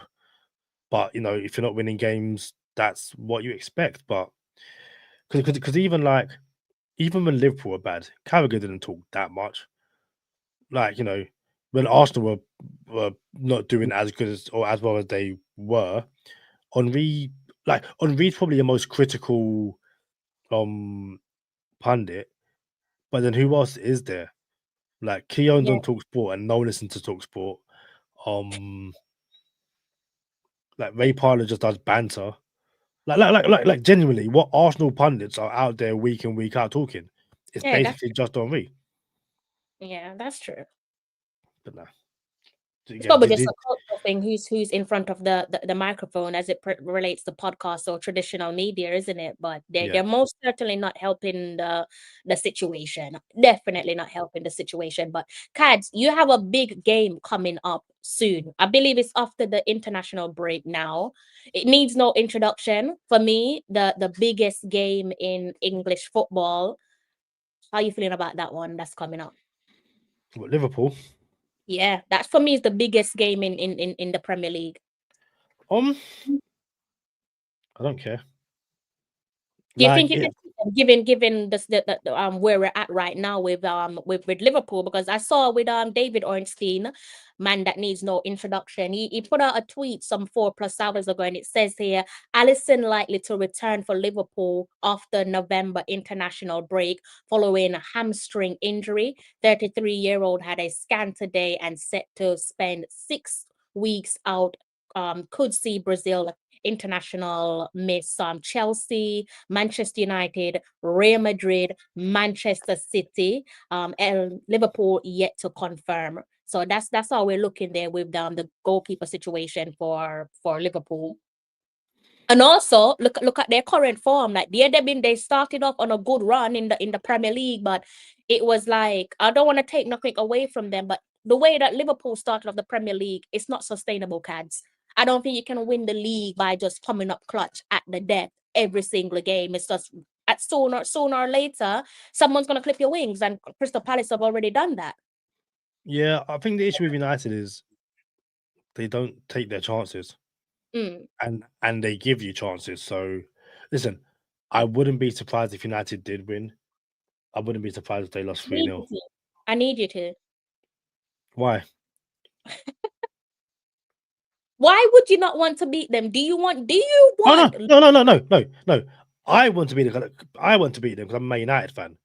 As an But Kat, Arsenal fan, do you realize you need to beat them? Do you want Liverpool fans singing 21 times? I would genuinely rather Liverpool win the league than Arsenal. Like I ain't trying to You're play. lying. I No, can't believe no. you just said that. Listen, I am a born You and just said bred that. London Man United fan. I'm from London. Do you know how many Liverpool fans I know? Not many. You know how many Kat, Arsenal fans I there's know? no way that you would want Liverpool to win over Arsenal. No way. Had Liverpool not won the Premier League in my lifetime, then I Yeah. maybe would have said Arsenal. But Liverpool are a better team than Man United right now. But they Arsenal said have a they're gonna win 21 titles, one more than you. That's fine though, because Man United are a bad team and Liverpool aren't. Arsenal haven't won a Premier League in 20 years. I want United to win the Premier League before Arsenal do. The hate is Like, that deep. So do you hate Arsenal more than Liverpool? yeah, but again, I grew up in London. So Yeah, again, I grew up and it was contributed factor. I grew up and it was like Liverpool. Like, I didn't care about Liverpool. Like, who were Liverpool to me? We battered Yeah. them up and won Premier League titles. It was Man United and Arsenal. That was my beef. I went to school and said to my Arsenal fans, "You man are trash." Like talk to me right now. That's why I said to my Arsenal fans. I knew one Liverpool fan, and that was my cousin. And like, I actually kind of respected Liverpool because they were nobodies. But Arsenal, no, I can't have Arsenal win. No, I can't have Arsenal win the league. It's impossible. I am actually so surprised that I mean, I understand it in the context because obviously you live in London, you grew up in London, so you would know more Arsenal fans than Liverpool fans. But I'm stunned that you would actually want them to, well, wouldn't mind seeing them win the league and sing 21 times. Listen, Okay. Liverpool win the Premier League, and my timeline doesn't change. I don't like it. Doesn't So bother me. are you saying that they're not a bigger club than you then? Because clearly, if that's Arsenal, it's a different experience, isn't it? Because I It, have you done as the biggest club in England. it's more.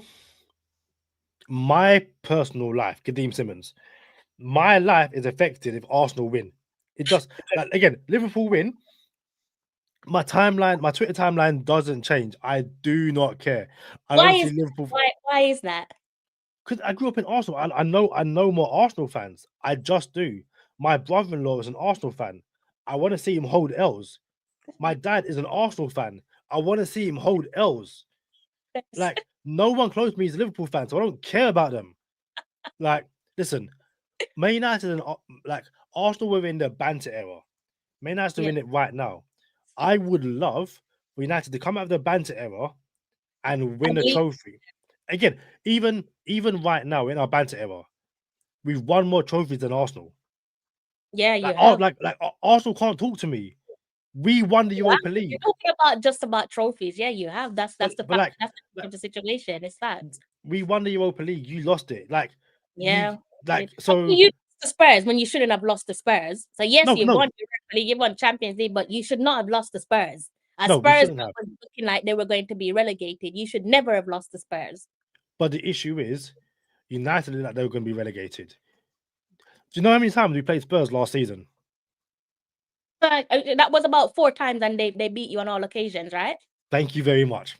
But still, it's So, not, I don't expect Manchester. You know, at the end of that game, there was a new word that was going around, and I kid you not, they went from saying Spursy to Unitedy. I kid you not. That's no banter. People are saying they're not okay, saying Spursy no more. They're saying Unitedy after but you guys lost the Europa League final. that's completely fine, yeah. Mm, But I've seen United win the League Cup and FA Cup in back-to-back years, yeah, and that's in the last 3 years. Since yeah, since since since Arteta's come to Arsenal, yeah, Arsenal have yeah, won the FA Cup and lost the Europa League final. Correct? yeah. That's true. You're United have that was before him though. That was under Unai Emery. so yeah. So under Arsenal under Arteta, you've Yeah, won one FA Cup. That's your only final, correct? yeah. United in that time, FA Cup winners, FA Cup finalist losers, League Cup winners, Europa League finalist losers. Mm. Again, You're supposed to be doing that though. You're Manchester United. I oh keep telling yeah, you, look and at that's man, yeah. we're nothing compared to you guys. But Told that's you why I before, feel growing up, you had us in a headlock. You're supposed to be doing these things. yeah. But then Liverpool technically, it's kind of what they like Liverpool even in Liverpool's banter era, they're winning Yeah, Champions Leagues. yeah, Like they were winning Champions League. They're so, incredible. In Europe, I mean, no one can talk to them when it comes to European yeah, pedigree. I mean, they're one of the best ever. I think they've won it 6 times, I right? think Kings so, of yeah. right, something along those lines. So they definitely can't be talked to when it comes to Europe. But in terms of global appeal, right? Because I feel like everywhere I go, in terms of when I go on holiday, that is, I'm always seeing a Manchester United jersey. I don't know about you, but I just feel like I am always seeing, not even feel like I always see Manchester United jerseys more so than any other club. Probably second to that is maybe you see Arsenal, but it's always Manchester United. That's why I say that the biggest club, global appeal, pull power for me in England is you guys. But who do you think is the biggest? Because we probably sit on two different sides of the fence in. No, I think it is United, but I think Arsenal is it's really Arsenal hold a special place in modern football. And I think the one thing Arsenal have failed to capitalize on is how adored you are in France. Like like Yeah, like the Henri and yeah. Wenger. So when obviously you signed Victor Gyökeres, and I'm happy for you, fair enough. You Oh, should have you gone really though? yeah, like honestly, like it doesn't bother me. Are But you you guys are you basically trying to say that you think Sesko is the better no, no, no, purchase? no, no, no, no, not at all. No, no. Say you guys should have signed Ekatike. That's who you should have signed. Yeah. Oh my god, it would have fitted Arsenal perfect. Ekatike would have been a big buy. Honestly, there's still like, and you can see it in Saliba. If I was Arsenal, that French market, I'd be like, there's no comparison. There's a bunch of Arsenal. I reckon France has so many. Although Ekatike is a Man United fan, it's the weirdest thing. But yeah, like these young French, wonder kids. Mm. listen, Henri is the manager, but I'd have Henri as like a club ambassador, and I'd have him going to France and just picking up so many players, and yeah, Ekatike, like yeah, Yeah, I mean, I don't know why. I mean, well, we can't really talk about that right now because it is what it is, and it is gone to Liverpool. Hopefully, he does have a successful career there, but it is what it is, isn't it? But talking about since we're talking about Arsenal, and the big question at the moment, the big topic of conversation about Arsenal right now is whether or not they can win the Premier League this season. What do you think about that? Do you think this is going to be the season where they finally get over that line and are crowned champions again? I know it's obviously not something that you want to see happen, and you can't get too carried away and judging off results and so on. But what do you think will happen come May? Who do you think is going to be crowned champions? I thought Arsenal would win it last year, funnily enough, and I kind of think they'll win it this year. Um, you've got the squad to do it. Like you've got the depth. You guys don't concede too many goals. I think that win against Newcastle was massive. It sounds weird. I think the only thing stopping Arsenal from winning the league is Arsenal. I I knew don't, you was going to say, and I agree. and Self-destruct. and you know what? It's not. I don't think it's self destruction. It's truly believing you can you can win a league, and you know I don't believe that you guys are too emotional, but I can Mm. understand why people think that. But I just think like it's about squad management, being able to rest players, um, and then trying to keep momentum for as long as possible. Um, again, it's the late goal against Man City and the late win against Newcastle could be, season defining, but there's still so much more football to be played. But no, it's while I don't want you guys to win the league for selfish personal reasons, I think you do. Um, and at that point, I just stop watching football and become fully dedicated to the NFL. So, it is what it is.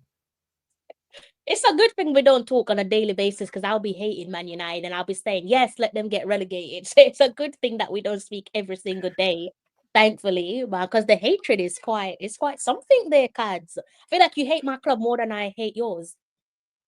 And I you're the again, successful one. I don't hate Arsenal. I just find your fans really annoying, like Okay, really annoying. fair Like, but enough. again, it's just funny to laugh at Arsenal fans. But listen, I respect what you do. I am envious of what you do. Again, it's I went to the Emirates last March. It might have been for the under-18s game, um Arsenal United, Mm. and I knew about Max Diamond. Like, I'm probably one of the biggest Max Diamond fans, and I'm a United fan. Like, you've got some really really talented players coming through the academy. Like, so yeah, there's an,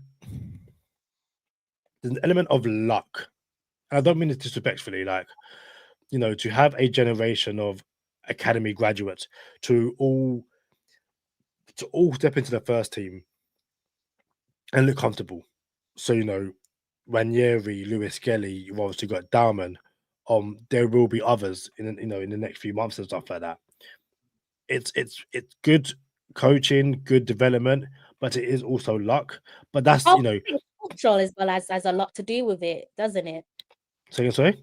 Culture, the culture of the club. Yeah, but I also think it's everything. There's not one single thing you can point to. Everything plays into you need everything to align perfectly.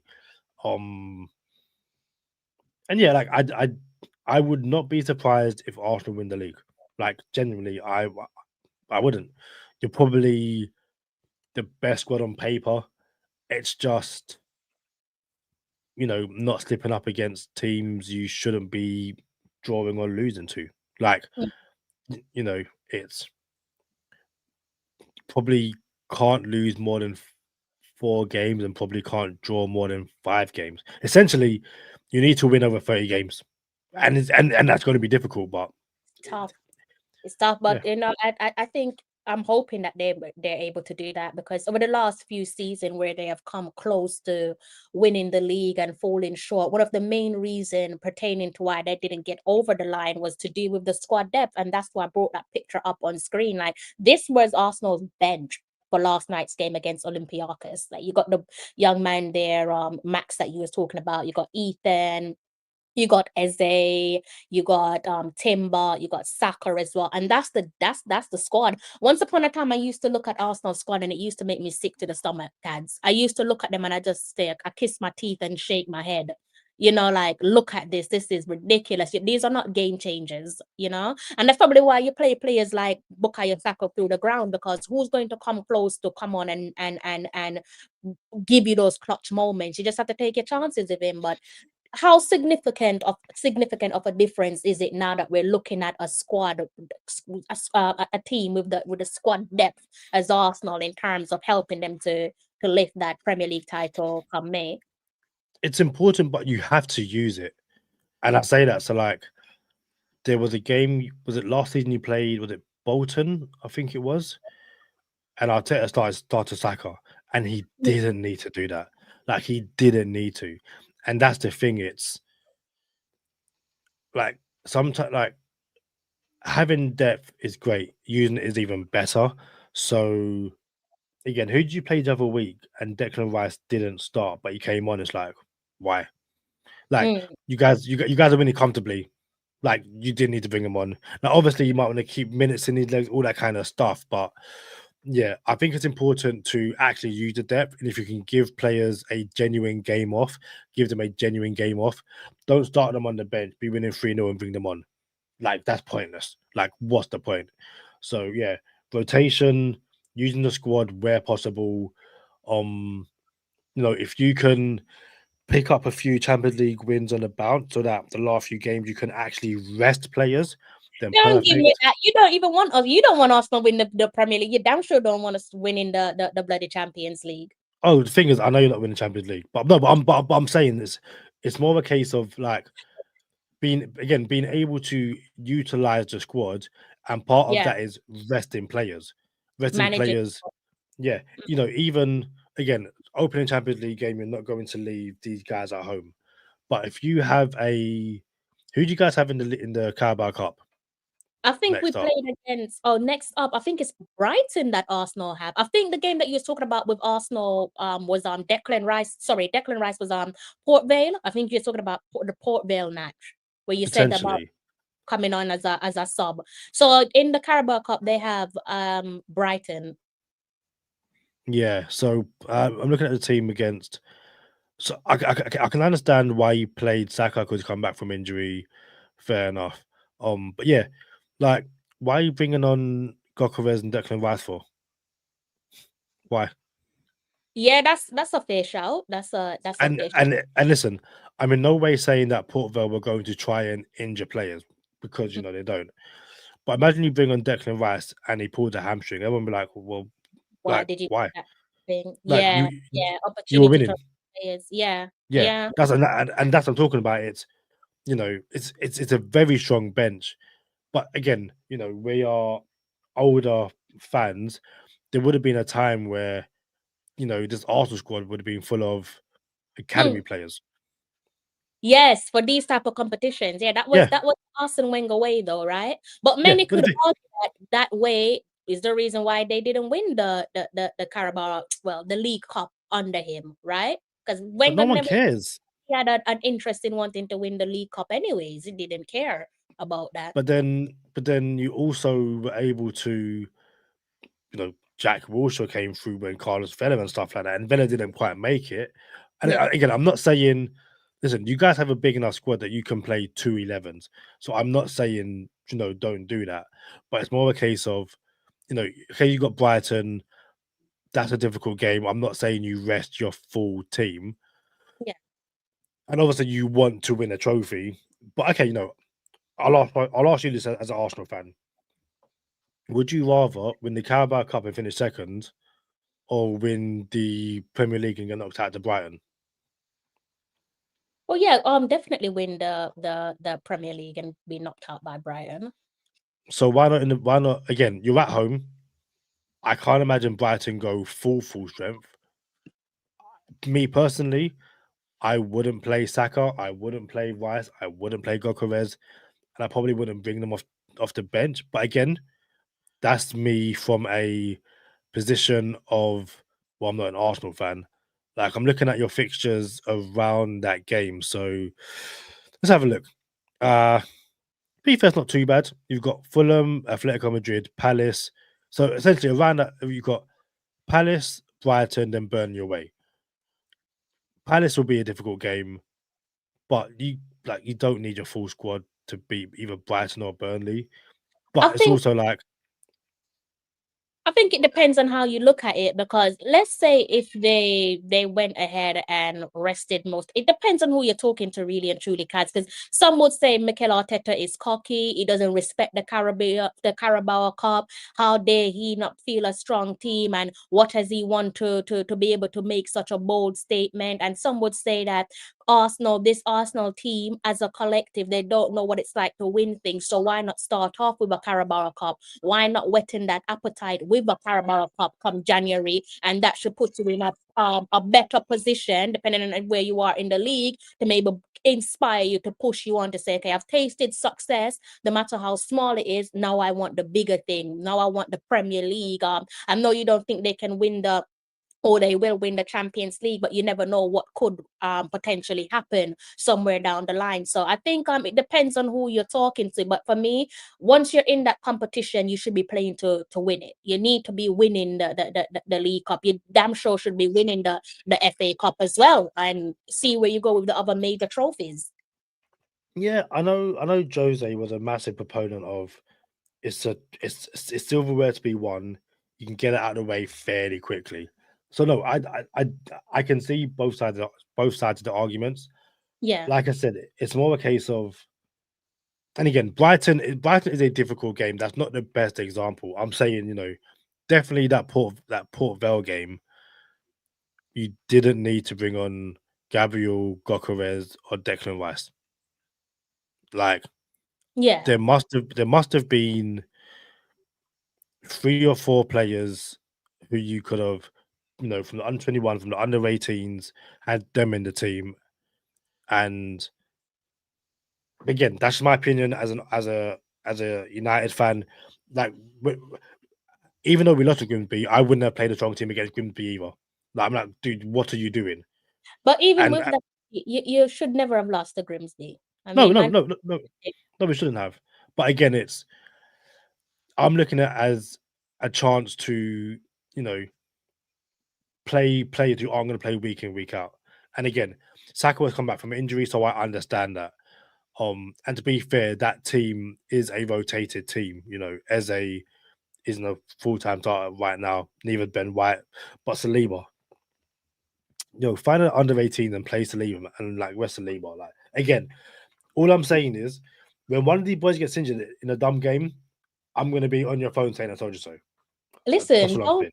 don't try to put bad blessing onto my team. I know you don't want us to win the league title, Cads, but don't hope the worst for my team. I can tell your Arsenal friends they're very annoying. I can sense that they've done some damage. They're extremely annoying, and because of Arsenal fans like that, I end up taking like stray bullets because yeah, I'm just I'm being nice to your club, but you're not having it because of your boys them.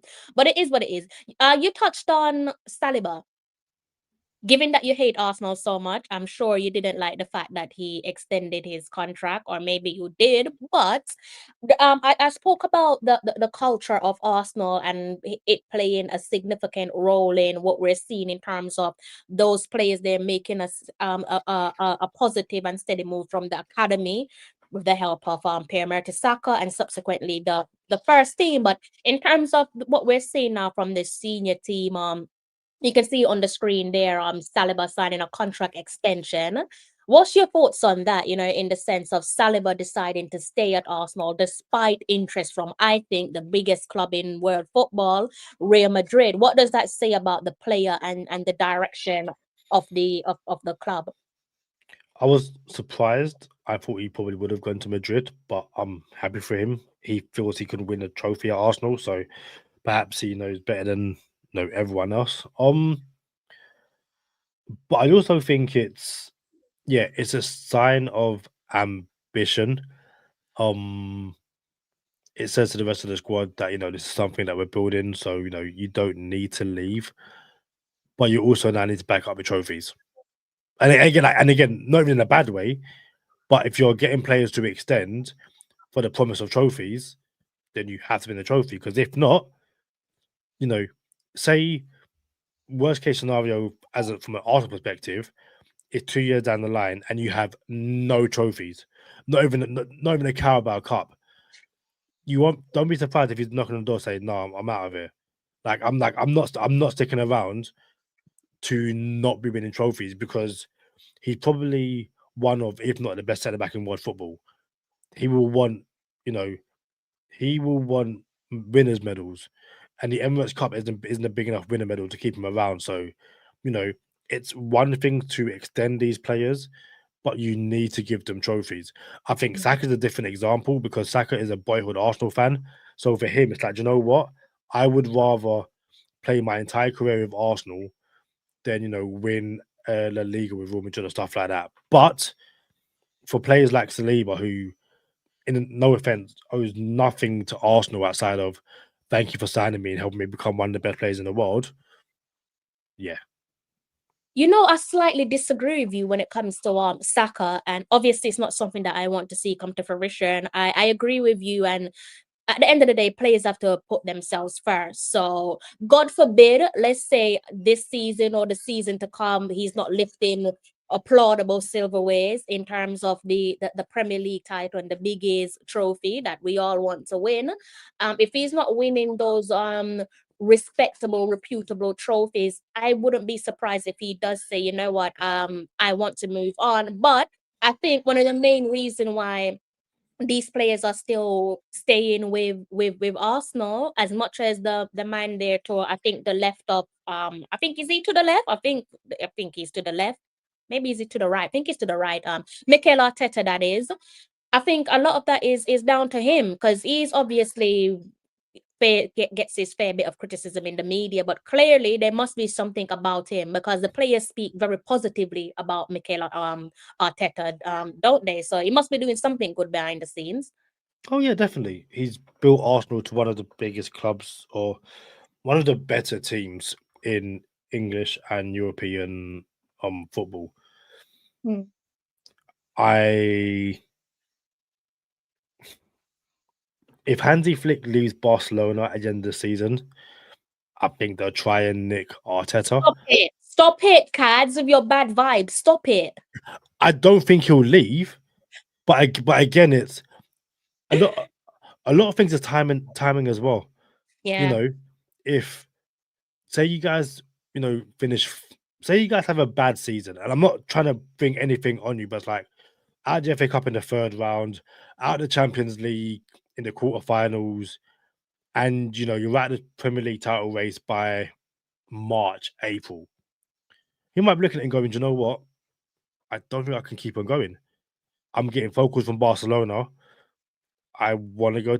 I honestly don't think he will, but I disagree though. I think surely, like I said, in my opinion, and I'm not flying on the wall, I think it's been integral to getting those players there to nail down their contract. Hopefully next in line is going to be Saka. So if he's been integral in getting players like your Saka to commit, your Big Gabby to commit, securing that centre back partnership between Big Gabby and Saliba, surely he's not going to be a scumbag and turn his back on them when they didn't turn their backs on him. Surely he wants to be the man to say, I've taken the club this far.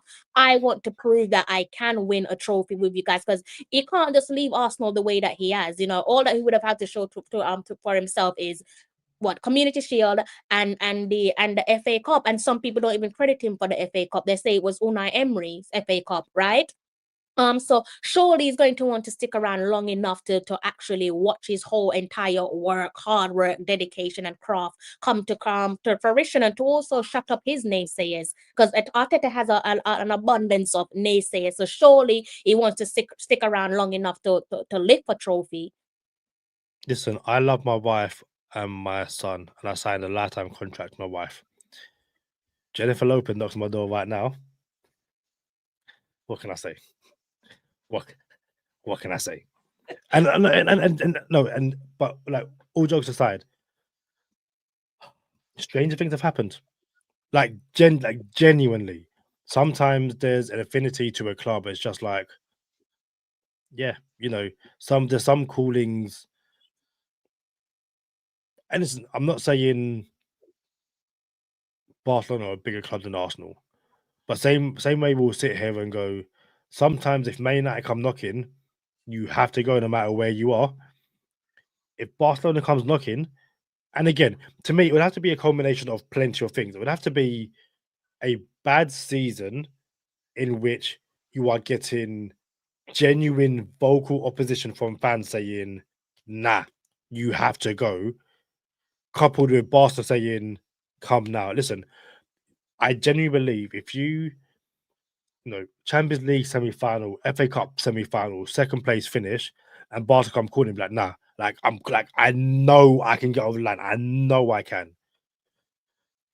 But you know, listen, That's like, again, I think if you were to do exactly what you're saying, I think that's an even bigger gamble than saying, let me try again next season, because you've been so close. Like Arteta has been so close, Cads, even in the Champions League. I know you said you don't think they can win the Champions League, but since he's taken Arsenal back to the Champions League, year after year, again, since they've returned, they've done one better, right? Now, for me, it's not can you get to the quarterfinals? I need you to get to that semis and then take your chances in the semi to see if you can go to the finals. Because in the finals, anything goes. So for a man that's come so close and he has uplifted the club, it's almost giving them a facelift, right? And we know what it's like to go to the Emirates because we used to do games at the Emirates together. Those were some good days, by the way. they Surely were. he's going to want to say, unless the Cronkies are saying, look, we don't want you. I think he's gonna stay. I don't think there's a club that can make him say, you know what, I'm done. How are you gonna look little win in his eye and say that I'm leaving to go to Barcelona? Win's not gonna like that. Do you Win know is a who Win? dog. Win is a dog. No one cares about a dog. Dogs can Hey, be hey, replaced. dogs are my favorite animals. I love dogs. I I love dogs. would Break little boot a wins. dog so hard in its head top. Oh, cats. I love dogs. They're gonna start treating you like how they treat what's his name? Kurt What's that Zuma. guy? Oh God, yeah. Yeah. You can't hurt dogs or any animals for that matter. Dogs are Oh, lovely. dogs are lovely. Yeah, dogs are cute. That's a Jamaican in you. Like, nah. When you're walking across Jamaica and see the dogs barking, nah, I'm good, thank you. I'm good. But no, listen, I don't think Arteta leaves.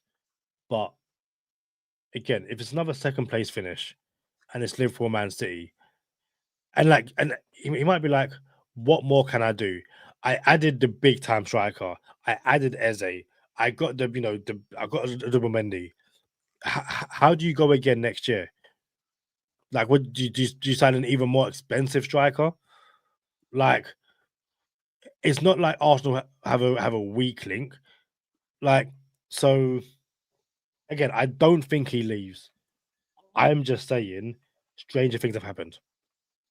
I think it's because you want him to leave. You don't want to see Arsenal win the league. You damn sure don't want to see them win the Champions League. Because if they do, they become the first English club to do men's and women's Champions League for the club. Big up yourself. I hope you're in good health, always knocking around. But yeah, I think so. If you were in, if Mikel Arteta was the manager for Manchester United and he's doing for Manchester United what he has done for Arsenal up until this point, would you sack him under those circumstances that you touched on? But again, I'm not saying Arsenal are going to sack him. I think he's going to walk and be like, I What? Sorry, can't. that wouldn't sack him. Do you think do you think you'd be saying that you think he would walk? Yeah, because it's like you can take a club, you can only take a club as far as you can go. Sometimes it's like I've Okay, tried true. this, I've tried that, and I don't know how to go. It's not like before where, and listen, I don't think everyone was like, okay, sign a striker and you'll win the league. You've got correct. You've signed a striker and you don't win it. It's like, okay, well now what? What do I sign next? Do I Yeah. sign a left winger? Well, okay, good for you. Like, No, I also think if Arteta leaves, you go and get Fabregas, and yeah, you'll be fine. So Fabregas, you want us to leave Arteta to go get Fabregas? I mean, no disrespect to Fabregas, but that's a that's a no from me. I mean, let Fabregas continue to do what he's doing. Visit Cosmo, I believe. come on, Um, yeah. yeah, I hope that Arteta can win a major trophy this season. I'm not even thinking about next season. This season, I hope that he can bring the Premier League to the Emirates. I would love for him to bring the Champions League. But yeah, I want him to win a major trophy this season. He has the squad for it, and just like you said, I agree. The only thing that's stopping Arsenal from winning this Premier League title, I think, is Arsenal. Um, and I know you said that you would prefer Liverpool to win the league, which is, I guess, I understand your reason for doing so. We're not going to go back down there, but do you think they will win the league this season? No, I genuinely think it'll be Arsenal. I genuinely think Arsenal will win the league. I'm just not happy about it. Like, And I'm just not happy about it. yeah, I mean, he said he would rather. He's obviously a Man United. So Cads, he's the co-founder and co-host of Miami Go Time Dolphins podcast. Make sure you like and subscribe to them. And he obviously, as a Man United fan, he born and raised in London, has a lot of Arsenal fans. So hence him preferring Liverpool to win the league. But it's just mad hearing that. But I get it. I mm. think they've definitely got some work to do. I think some of the criticism has been over the top when it comes to Liverpool, but only time will tell, isn't it? Only time will tell as to whether or not they will win retain the trophy. I think one of the things I'm looking out for, Cads, is Slot. I want to see how he reacts to being operating with his back up against the wall. As I'm listening to a couple of things that he has said in I think post-match conferences, and I'm like, sounds like you're throwing someone under the bus there. I could have sworn it sounded like he was throwing what's his name? Oh my god. What's their right back called again? Frimpong.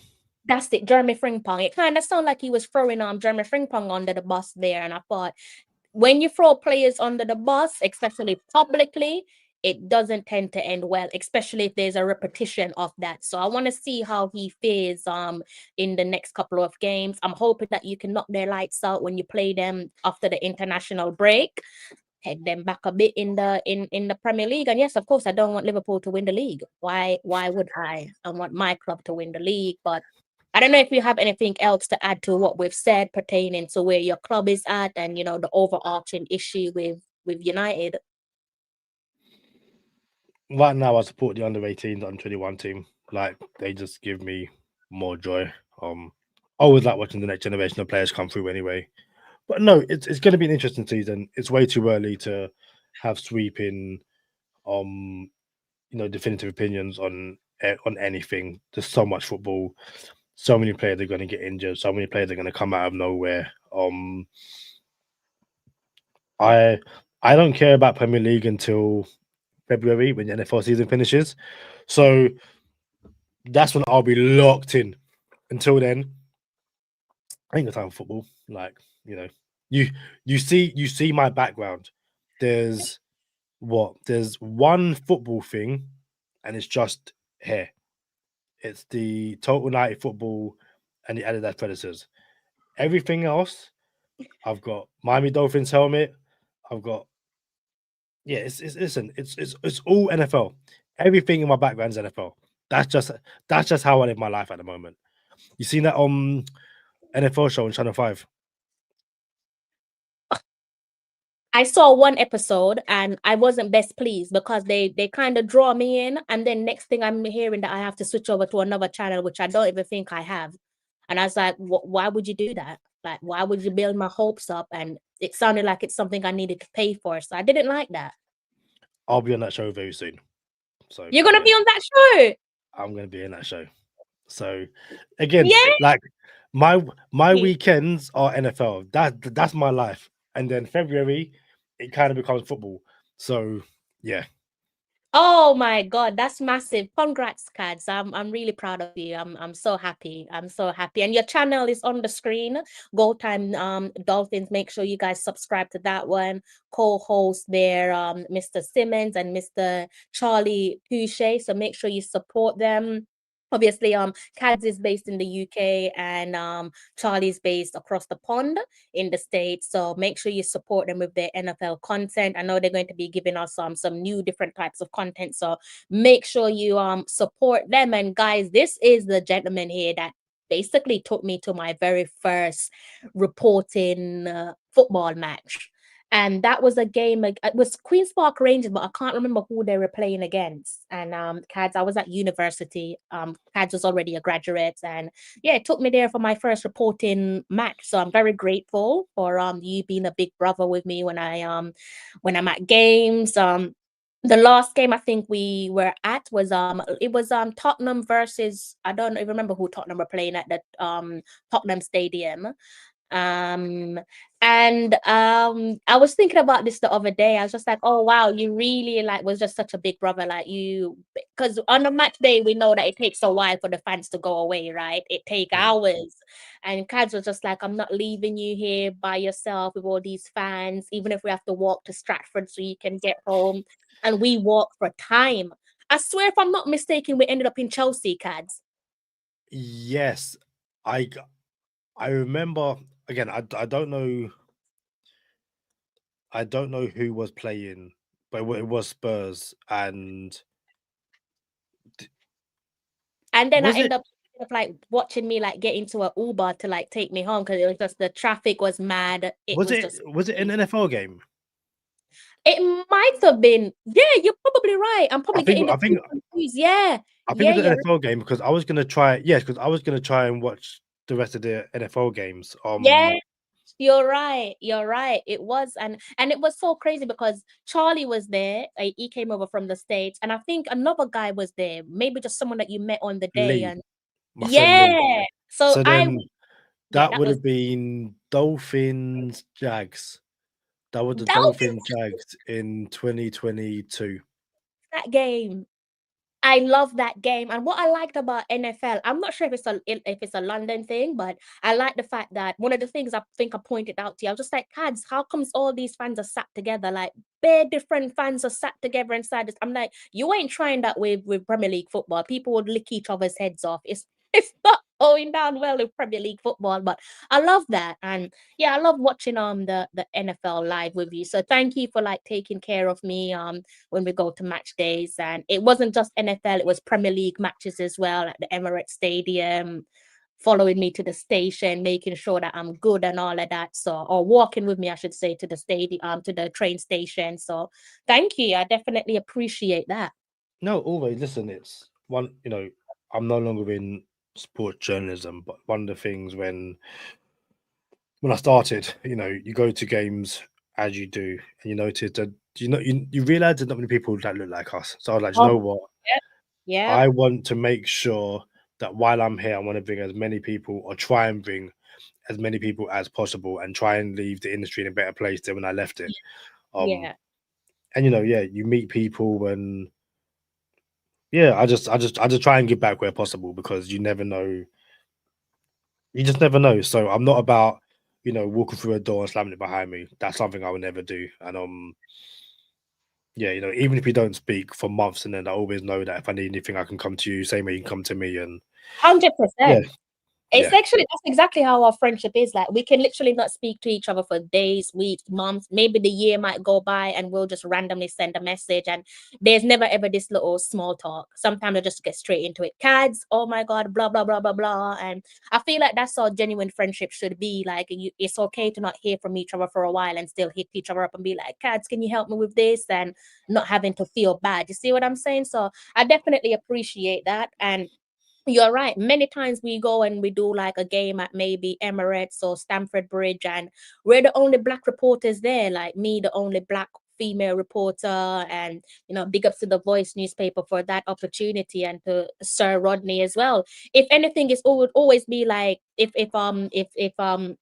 Rodney Hines is there, it's like Me, you, Sir Rod, and I think Adrian. Is it Adrian? How do I pronounce his surname? Kajumba, is So it? Adrian just got a new job, funny enough. He is now the sports editor at Sky Sports News. And Big ups. I saw that today. So let me no, I'll say that. Let me double check. I one because Was I said congratulations to him, but bless, Adrian, yeah, is news editor at Sky Sports News. Just started. bless. Like he So yeah. deserves that. That's what I remember at the Emirates. It was always us, and I was just like, wow, there ain't no. Every now and then you might get someone else that happens to be black just like us, and the press room is I'm hoping that it has improved now, but when we were doing it in the last decade, yeah, different. Yeah, I can imagine this slowly improving, but at the same time, it's still a long way to go to get, I guess, parity. But listen, all we can do is make sure we try and help those below us, and make sure that they have our support where it's needed. And shout out to our Tampa Bay Buccaneers fan, or Tampa's his main. So yeah, I assume it's the Buccaneers. Um, I guess some local rivals to the Dolphins, but the Dolphins are bad, so I can't even say that. We we bother you, so it is what it is. Yeah. So I think that is probably it, Cads. I wanted to talk to you for 30 minutes, but I think Man United is probably not so deep that it's like I'm just like I'm trying to do really short videos these days, but listen, it's been more than a minute since you and I have chatted, so maybe 2 hours was exactly what we needed to do for today's stream. I'm sure we're gonna chat again about Man United because I'm enjoying speaking about Premier League football. So yeah, I'm sure. But yeah, plug yourself before we close off. Yeah, as you can see on the screen, at Go Time Dolphins, normally episodes 2 or 3 times a week. Just got some fantasy football content up there. So if you play fantasy football in the NFL, Charlie and Story have got you covered. If you just want, two guys talking football, music, movies, like me and Charlie, we're going to Spain next month. Funny enough, Bernabeu, because the Dolphins are Oh, playing. Dolphins are nice. playing in Spain, so I will be there. But yeah, like I said, go time Dolphins. It's a pleasure. It's a pleasure to talk football. A pleasure to talk. It's a pleasure to just talk with someone who I've known for like the best part of a decade, and yeah, just it means a lot. So thank you for having me on. No, thank you for blessing me with more than a moment of your time. It's definitely appreciated. I've put the link in the comment section. Also, if you click on the title of this video, it's got a link to Gold Time Dolphins, so you can use that. That's probably an easier option to segue over to their channel. But throughout this season, you're gonna be getting some real good content from those guys, and their channel is growing rapidly. And long may it continue. So yeah, Cads, you said you're gonna be on that show. When are you gonna be on the show and on Channel 5? So I know this Sunday I am on standby. Um, I'm gonna but keep my eyes open for that.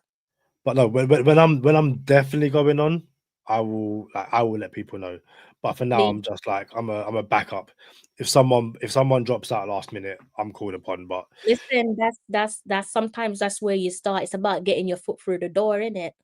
yeah, also like I'm not going on as a presenter. I'm going on as a fan. Um, which kind of I'm kind of okay with. As long as they let me plug the podcast, that's all I care about. Like Yeah, they better. You need to go with your branding.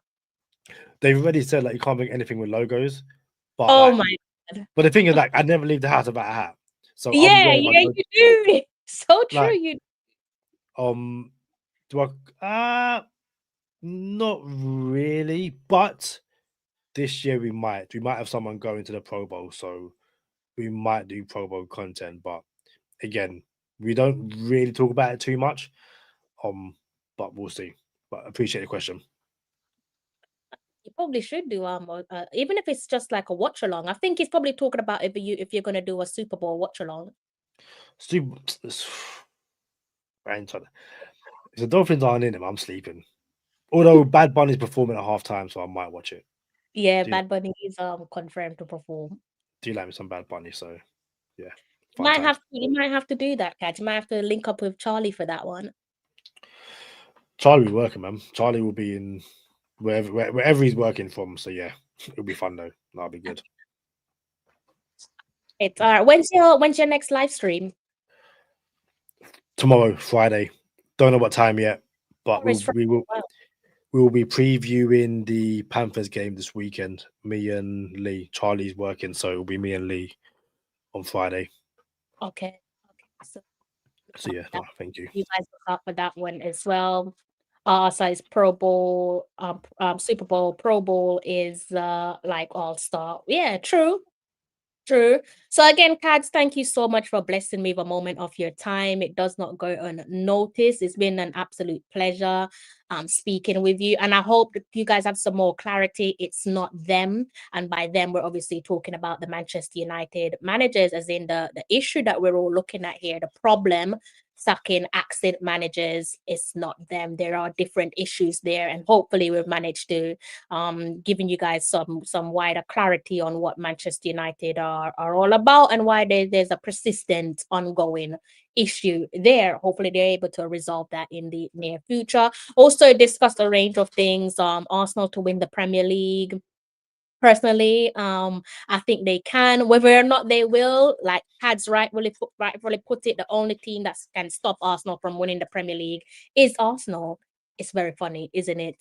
I am going to have to love you and leave you. I've definitely given you guys more than we bargained for. I wanted to do this for 30 minutes. Bless you, but we've gone over 2 hours and 10 minutes. So I'm going to love you and leave you. Be sure to subscribe to my Go Time Dolphins with Mr. Kadeem Simmons and Mr. Charlie Touche. And if you haven't subscribed to my channel yet, please do go ahead and subscribe. Remember to hit the like button. I'm going to try and see if I can give you guys a condensed version of different topics that we've discussed on this particular live stream. So do bear with me, all right, between now and throughout the weekend. And you know how it goes. Until next time, take care.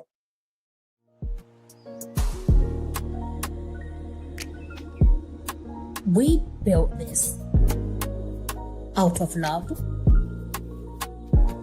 out of pride,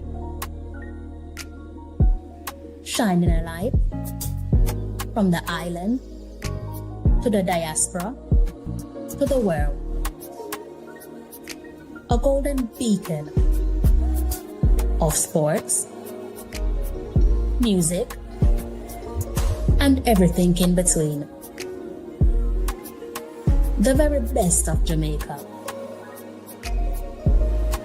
We little, but we Talawa.